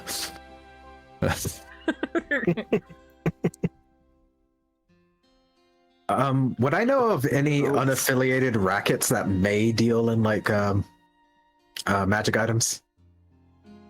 Magic items are rare, first of all. So the fact that there are like 6 potentially magical things in your sister's safe in a notebook that's completely written in a rare language and in cipher is interesting, to say the least.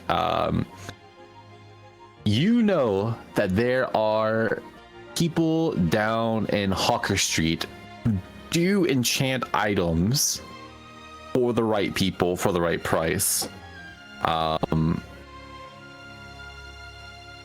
Whether those goods are good is another thing, but there are people who do work in black market magic item making. So you would, if you didn't know someone directly, you could definitely know how to find someone. Well, you can always try Hawker Street. It's not the safest, but there are few people that deal in magical items in a less than legal manner. Would we run the risk of getting mugged? Probably, but I mean, I'm pretty good with my hands, so I can protect you guys. Or hear me out. This is like just a suggestion. We could report this to the Emerald Order. I don't know about that. Yeah, I don't know about that. Those will get confiscated, won't they? Yeah, but like, think of it just a way of keeping your city safe. I'm so sorry, but with what we might be getting into, what about keeping ourselves safe? Oh, I can do that. Can you?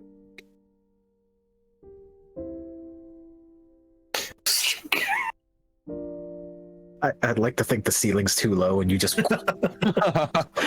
Shit, sorry. He's gonna shut the safe door.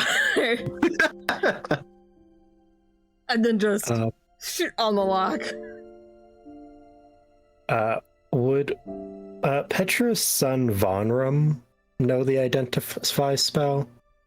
Son Vonrum. He's the one in the secrets. There's a category. good chance. Yeah, there's a good chance.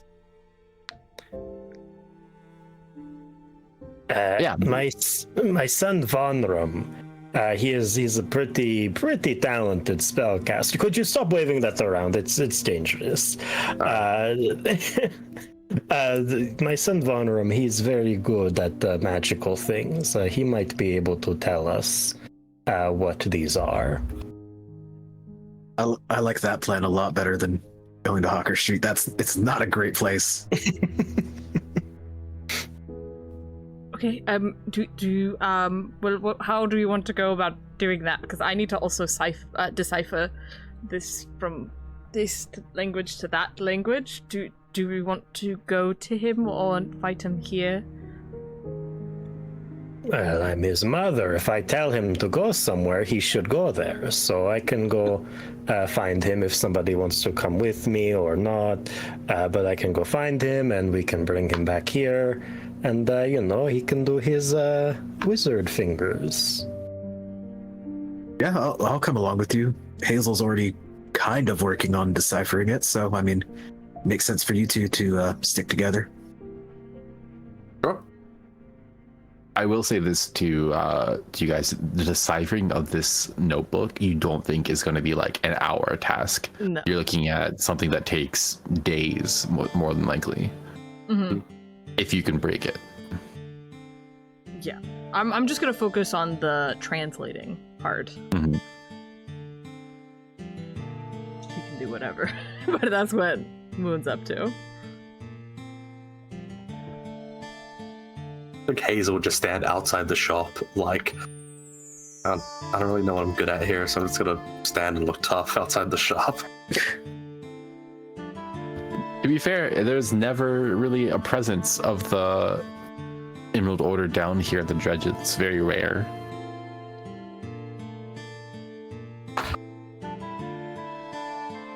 Very ambitious. So we have Draven and Petra going to find Petra's son Vonrum, correct? Mm-hmm. I just read over here. What do you think Vonrum's doing at this point in their life? I think Vonrum has kind of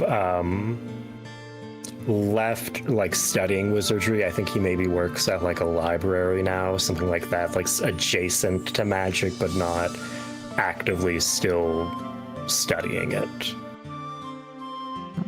That would probably be still in the Archon Plaza then. You guys have a bit of a journey for the day. This is your daily task, essentially. As we're traveling, what's the presence of other people in the Dredges? Like, are we talking people on their deathbed or just extremely poverty level? So where this shop is located in the northern Dredges, which is basically it gets worse the more south you go. So it's not too bad here. It's just here is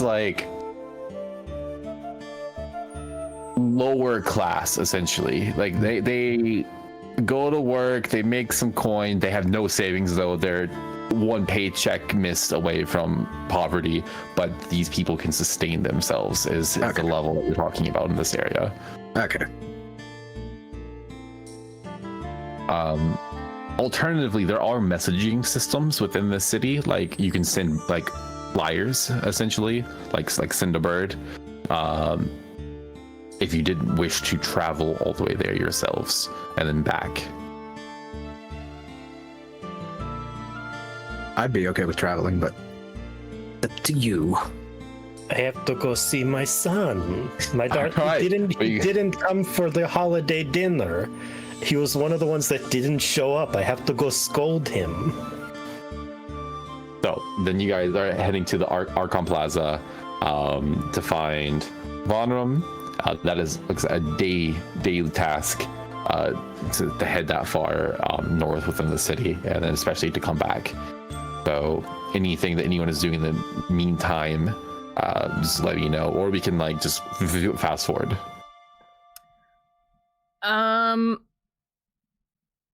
Yes. Moon would work on the notebook for probably a few hours before his brain starts to hurt from trying to figure out exact translations from Sylvan to Common.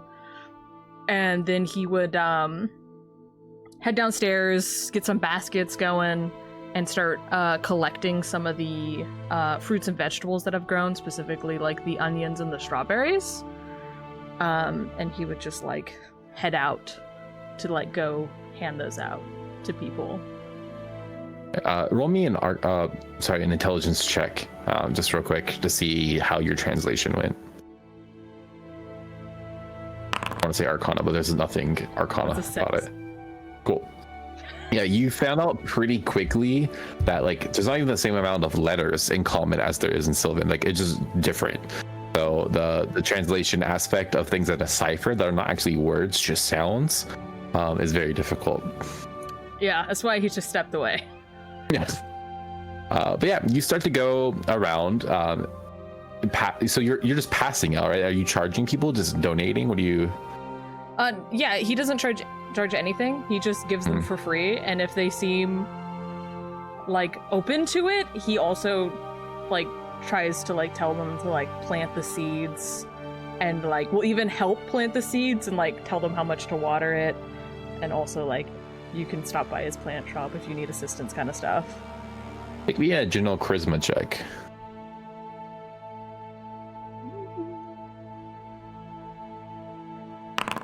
It's a 13. 13. You're still a relatively new face here in the dredges.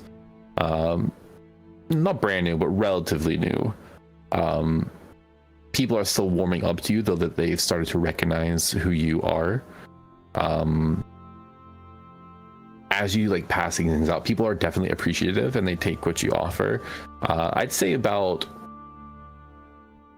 a good third of the people that you interact with are actually interested in your lessons and trust you enough to like to come in their home and sit there and like learn how to plant and kind of start their own little gardens here. Usually you find there is like one person per home, as a lot of like one person will stay home and take care of children while the other goes off to work more north in the city. There's no work here, so usually you find like the home caretaker, and they usually have like a couple kids like running around doing whatever, that aren't getting an education. Not a lot to do during the day, but yeah, you kind of sit down with them sometimes too, and you just kind of go over this, and yeah, you work to make your community a little bit better. Then you go back home and work on the notebook and maybe start to cry a little because he's like, I can't translate this at all. Yeah, I think you start to realize maybe translating it in this order, is not necessarily the go. Yeah, but he keeps at it. Tears drip onto the page, and you can panic for a second because you're worried the ink smears. The tears like drop and the letters arrange themselves in the correct order. No, they drop, and there's like one word you'll never be able to get now.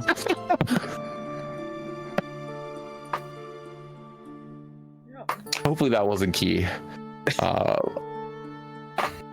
about Hazel? Are you just standing guard, trying to look tough like the whole day, basically? I think she does it for like an hour, and then she realizes she hasn't slept all night because they like got a carriage ride over here, and then she kind of like is a couch or like a particularly comfortable looking burlap sack of potatoes. Just...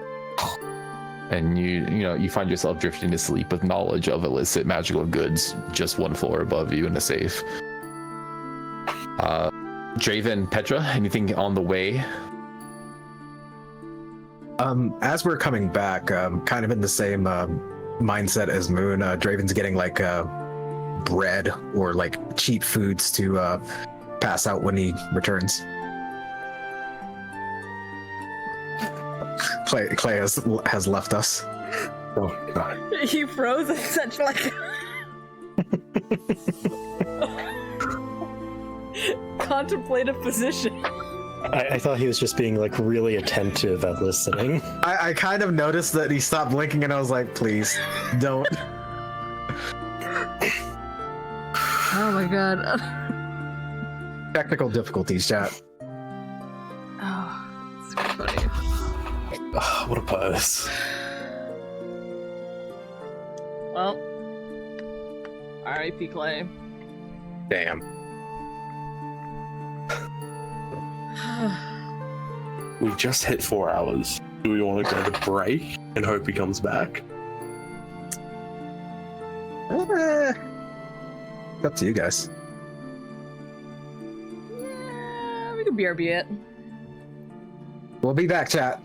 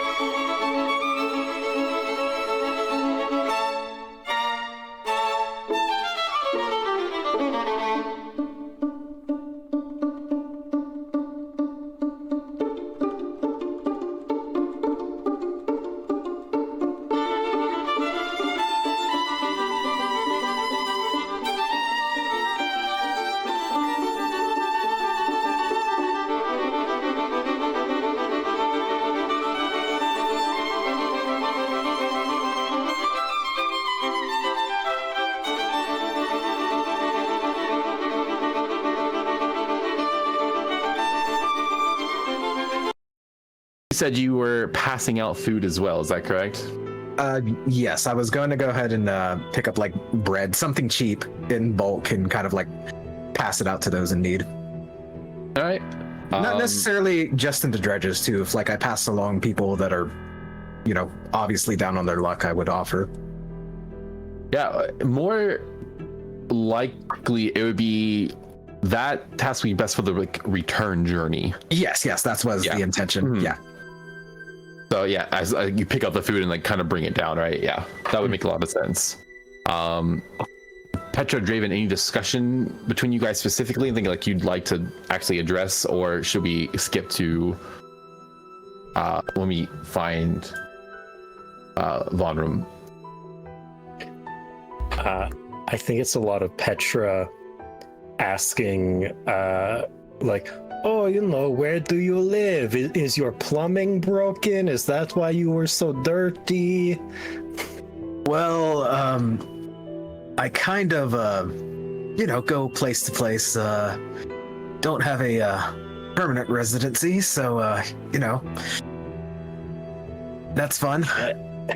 Well, you know, I might have a room you can rent. It'll be cheap. Oh, I don't want to impose. That it seems rude. Listen, you'll be doing me a favor. I live alone now. It's very quiet in the house, you know. My children, they all move out. They forget about their mother. You got yourself a deal. I'll do whatever you need for me around that. I'll do whatever you need around the house. I do live in the waterways. I don't know if that changes your mind. No, that is absolutely fine. I can bathe in the waterways. I would not. I've seen many people get gangrene from that. No, you got yourself a deal. Yeah, I'd gladly accept your offer. Thank you. Yes. You can actually take Von Rum's old room. Okay. I hope he doesn't mind, of course, but you know, No, it's kind of weird giving up your childhood bedroom. You know what I mean? He has his own life now. You know, he's some big shot librarian, so he says. You know, and I think Petra's just like. As they're buying food, she is like making up a lunch to bring to Von Rum. If you had to describe Von Rum in one word, what would that word be? Damaged. Yo, same.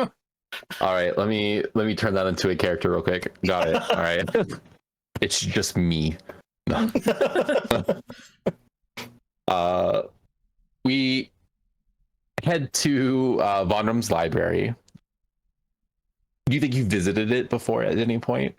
I think she does. Like, if she doesn't see him like for a long period of time, she will just pop in at his work. Yeah, and I think out of like a lot of your kids, while he definitely enjoys seeing you, he's the type that gets absorbed in his own stuff and kind of forgets.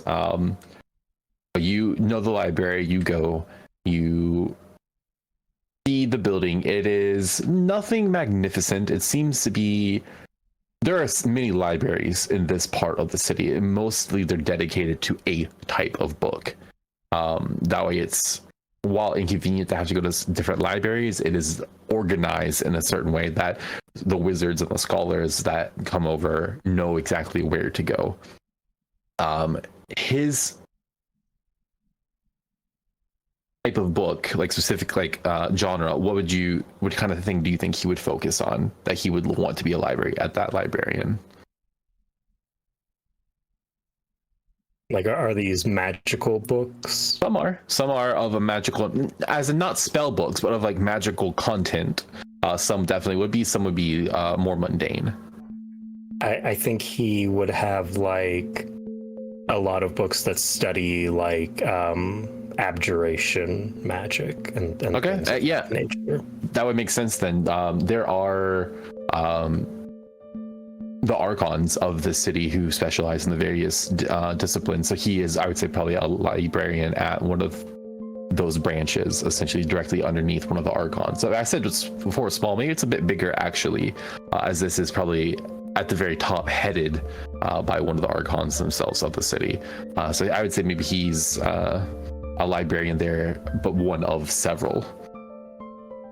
But yeah, you go there. You know he's working. Easy enough to find.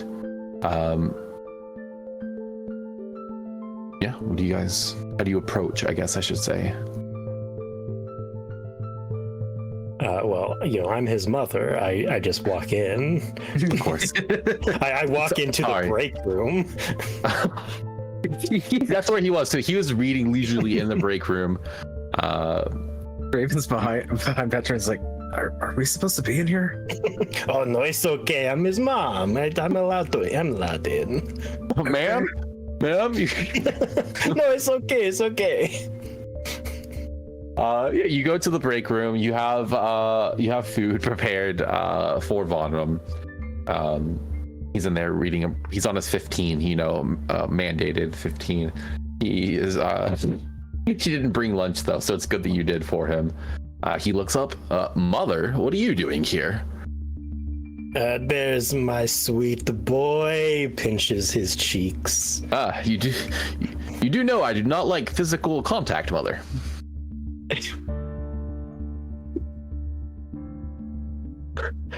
Yes, I know, but mother has to get their pinches in. Please no. Listen, I want to talk about why you weren't, at the dinner. Your sister really wanted everyone there, and you were noticeably not. The dinner, of course. The trek is quite far, Mother, and incredibly dangerous, and do not feel comfortable outside of the walls of this library. You could have always asked your brother Vikaros. He would have came and got you. Yes, I am sure he would have, and which is part of the reason I did not come. One day you'll have to, accept that he's your brother. I do not. And then he lets out a ha.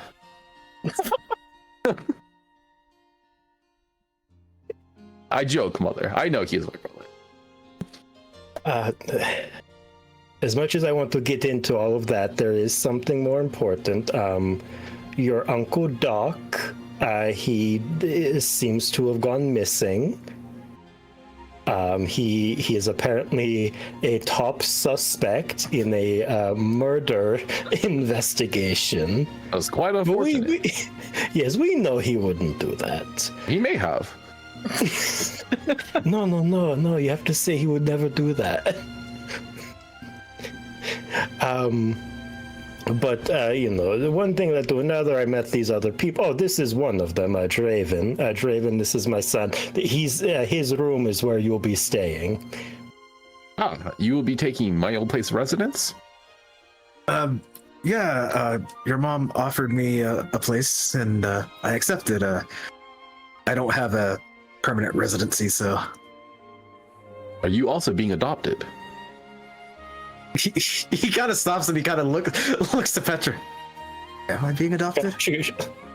Hey, I had 17. I can go to 18. I mean, I kind of already have a mom, but I mean, we can talk about that later. Maybe. As I try to instill in all of my children, some people have two moms. Is he also a tabaxi, just super quick, or is he like the son? What is his race? I don't believe so. I think most of yours are not tabaxi. Yeah, I didn't write any of them as tabaxi. I think Vonrum I was imagining as a halfling. There you go.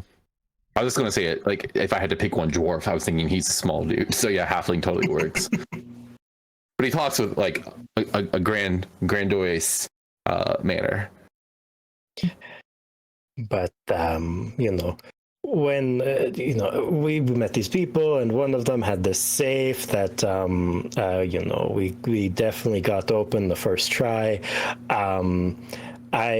We found these items that might be magical, and I thought maybe my special son Vonrum might be able to come by and tell us what they are. You wish for me to cast the Identify spell? Yes. I am able to do that. I merely require my pearl. You're not provided those from your work? Not yet at the library, no.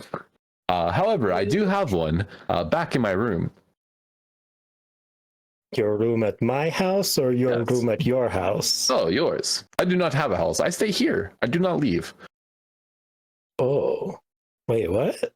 I am uncomfortable anywhere outside of the walls of these libraries. Mother, I just told you this. Are you sure you don't want your room back? I am quite sure. Oh, okay. The waterways are quite an unpleasant place, and I do not feel safe.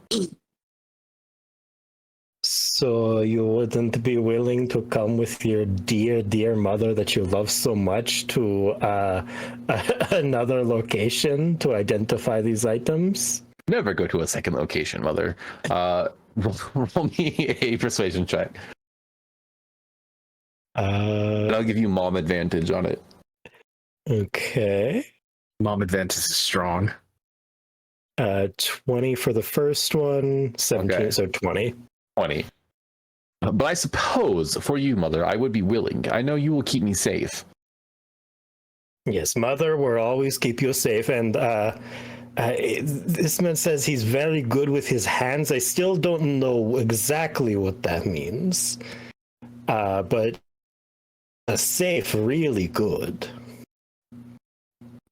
I suppose I don't usually take a break, so I guess I'm due one. I can go now, and I will eat the food you have provided, and then we shall journey. All right. Very well. Does he just like mad dog? Well, not mad dog, but does he just stare at us the whole time? Correct. Never once looks at the food. Quite good, Mother. Only the best for my boy. He finishes the food. You guys get up and you start heading back down. On the way, you spend some of your money. How much do you spend on purchasing food to pass around? How much for just like a pretty good sized bundle? I mean, it depends how many you're trying to like pass stuff around. Like here's an apple for you, here's a banana, here's a loaf of bread, kind of thing. Yeah. You call it a gold, you'll get something decent. I will spend 2 gold. Fair enough. Yeah, you definitely get enough to help. Like that's a couple families like meal for sure at the very least. More than a couple. That's like, what can a person eat for? Like 5 copper probably if you're like on a budget. So yeah, you could feed quite a few people with that. Yeah, and once we get back, I will pass out said food. Easily done. Anything you want to talk to your precious darling boy with as you are traveling back south?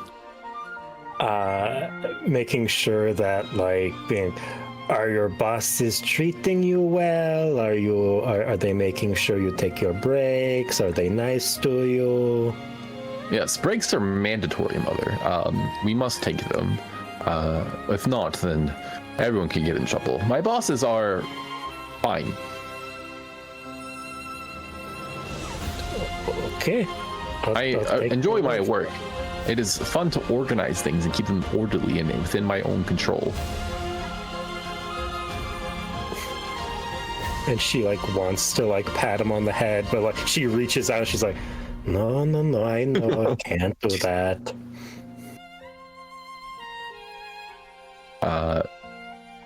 Yeah, you guys go there.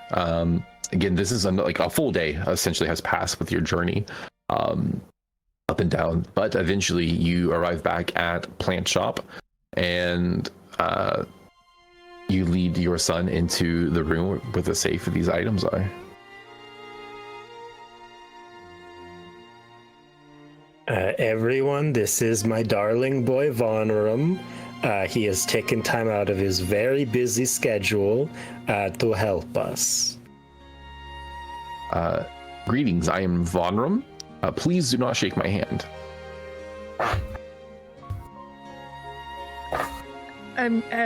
Do you want some strawberries?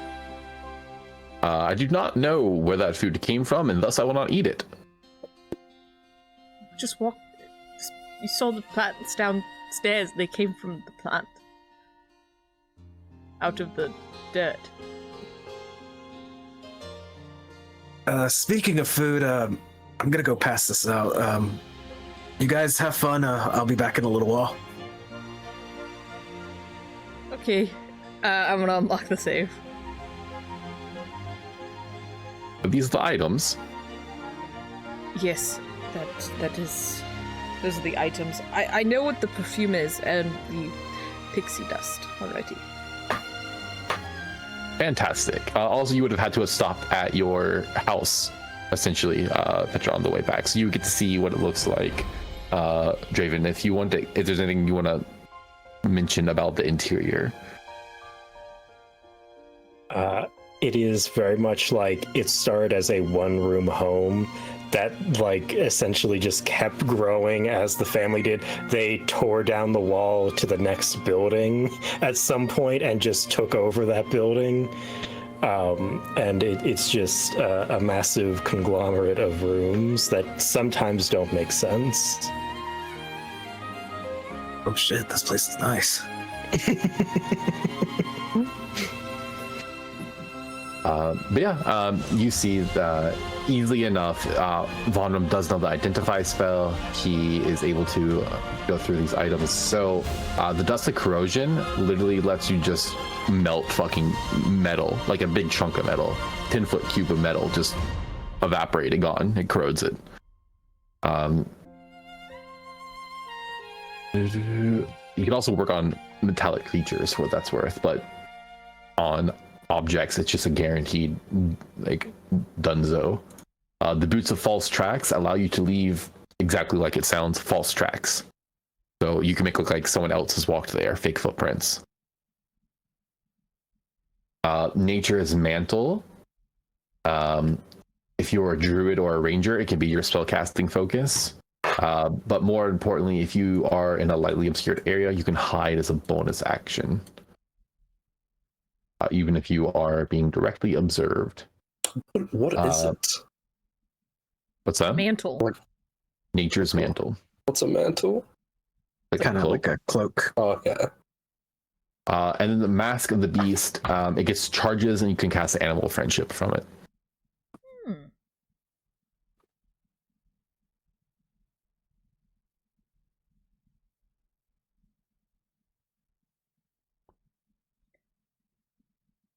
That's really impressive that you can do that.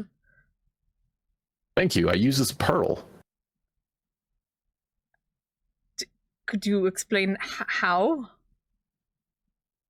Yes, I take the pearl and I use it to focus my mind on, and then I use this hand to weave this very specific sigils, and the same with the pearl as well.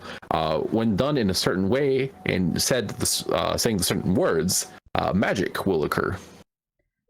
Do you know a lot of magic? I know some. Did you study it? You could say that. That's very impressive. Petra, you said he worked in a library? Yes, he's a very important librarian. That's impressive. Thank you so much for your help. Are you sure there's nothing we could help or provide you with? Please allow me to return to the library as quickly as possible. Yes, I'll take you there. Do not worry. While we have you here, do you know Sylvan? I don't remember what languages you learned. I'm gonna roll to see if he knows Sylvan or not. It is unlikely. I'll do D100. If it's 10 or under, I'll say he knows it. 90. No, I do not. Could not have just flipped it. He knows the opposite of Sylvan. What's that? Infernal. Yes, I actually spent all of my time learning Infernal, Mother. I do not speak Sylvan, unfortunately, but it is now canon that I do speak Infernal. Is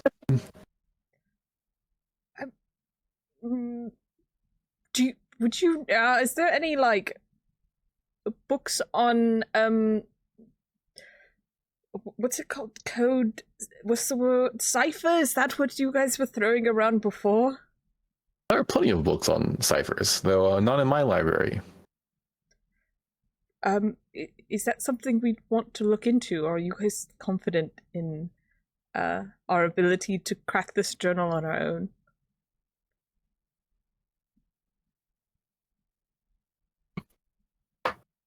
I don't think I have any way to help you with that book.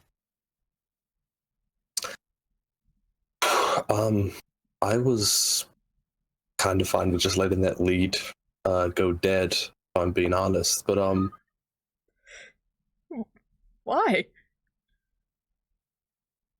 because we tried and we didn't get it. Do you make a habit of giving up? I wouldn't say a habit. Well, I think we should maybe try harder at figuring it out. If it's coded like this, don't you think it's important? Okay. Meanwhile, down the street, Draven's handing out bread, and he's just like, I wonder if Nix knows how to speak Sylvan.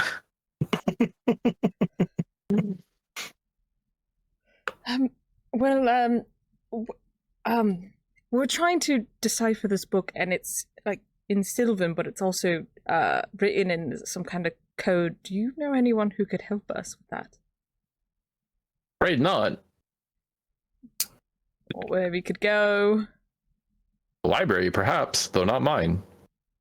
Do you not have knowledge of the other libraries? I prefer to stay in my library.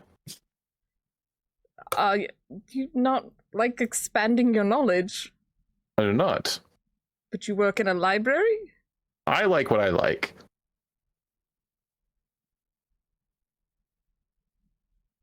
I guess it's nice to have confidence. A lot of people find that to be a very charming trait, actually. Thank you. Have you been referred to as charming before? Yes, my mother refers to me as charming quite often. He's my charming little boy. Oh, no, okay. Okay, well, great talk. I think I'll try maybe asking around the dredges. I don't know if anyone would know Sylvan here. Oh, maybe my family. But I just left. I don't want to go back. There are quite a few Emerald Knight garrisons in Archon Plaza. We can ask if they know any specific libraries. Well, we'd have to learn from the books, and then that could take extra time. Maybe I'll try to just find my sister. I'll send a bird. Maybe she could come down here. I'll just keep inviting people over to my house, I guess. Is your sister missing? I have another sister. Oh, She's how lovely. older sister. Yeah. If anyone could probably actually decipher this, it's her. And I think the information that's in here, she wouldn't be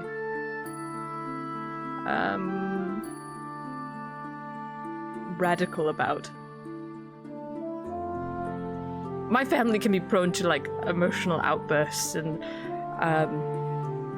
so I don't want, if there's something in here maybe private to our business, and I don't want it to turn into any kind of thing. Eleanor's pretty good at keeping a secret.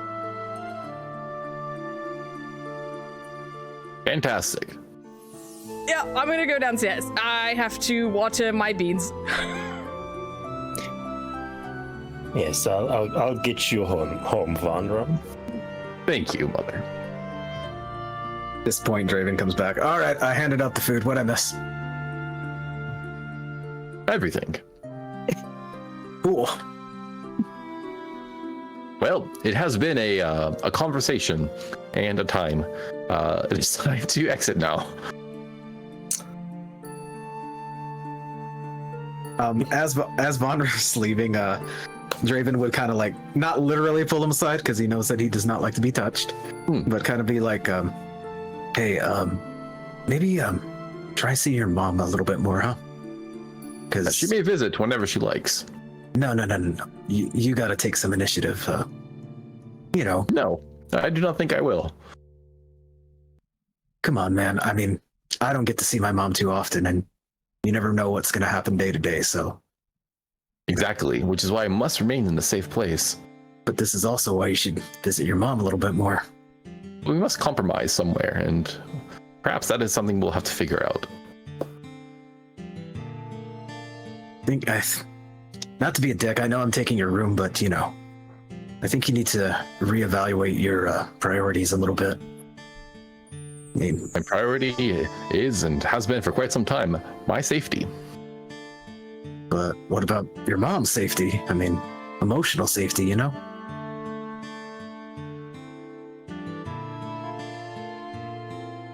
I care for my mother. However, my physical safety and hers is paramount, much more than emotional safety. Well, just give it some thought, huh? Some people aren't lucky enough to visit their moms on a regular basis. I have thought about it, and I would like her to visit me more often.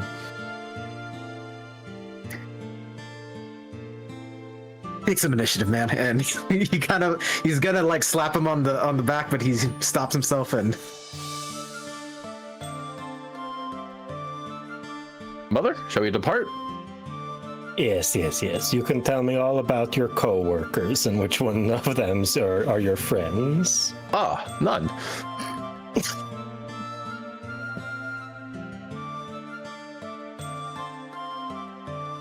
We fade on that as you head back with your son to put him back where you got him from.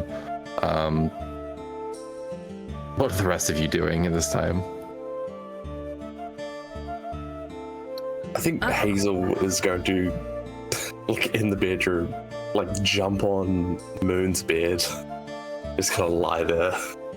She's gonna say to herself, I don't think I'm ever gonna find these guys. I imagine I went with Petra to, escort her back and back to the plant shop.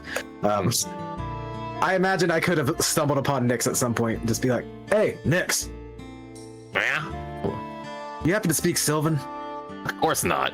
All right, it was worth a I shot. speak common.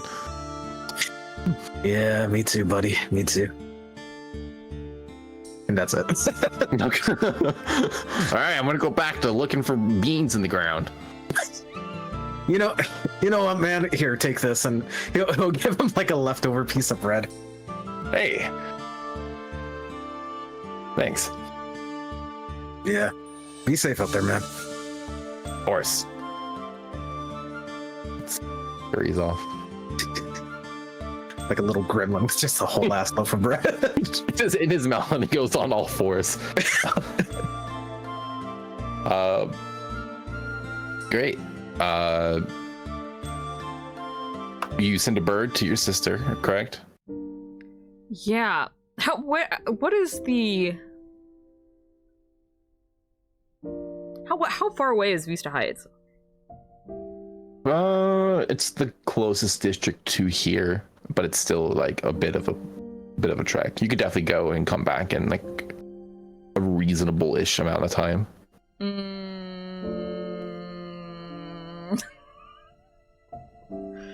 Hold on. Can I just roll a d20? Is it /R? /R space 1d20. So I'm gonna send a bird.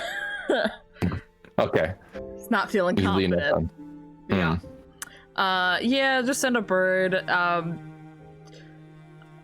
And it's just a really long letter being like, please come down to visit me as soon as you can, but it's nothing serious, but urgency would be really nice, but like, don't worry, nothing's wrong. Okay. Yeah. Easily enough done. Okay, and then he'd head back. There's actually a fairly decent, I'd say, like messaging system within the city. So usually you would like have bird stations, and they would be trained to fly to other bird stations in the city, and then from there, like foot messengers like take messages to people. So it's decently quick correspondences. Okay, how much would it cost? Expedited Expedited bird mail. Expedited? Oh, it's expedited? No, it's all pretty quick. Probably like a silver. Okay. It's not the cheapest, but it's not like crazy either. But a lot of people down here in the dredges can't actually afford that.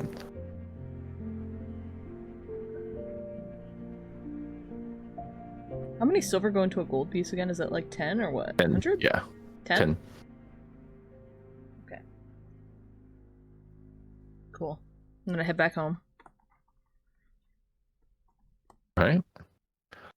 So I think while we're there, this might be the good time to call it, and we can kind of pick up with the results of these things afterwards. We have Petra and Draven anyway, that we won't see them till like the next day.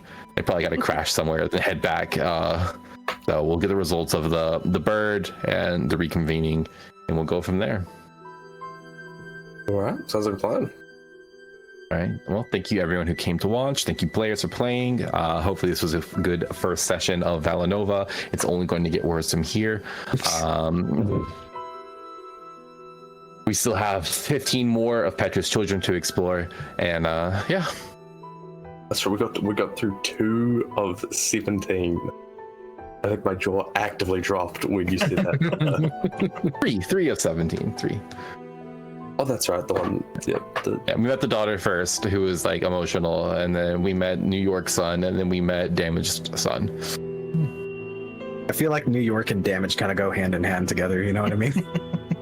They didn't like he doesn't like his brother. Yeah. Anyway, what is your sign off, Sam? Love yourself, love others and animals, and stay hydrated, or something like that. Love yourself, love each other, love animals, and stay hydrated. And we'll be back not next week with a random campaign, but next week with episode 2 of Valinova. We're doing a weekly stream rather than 2 bi-weekly streams.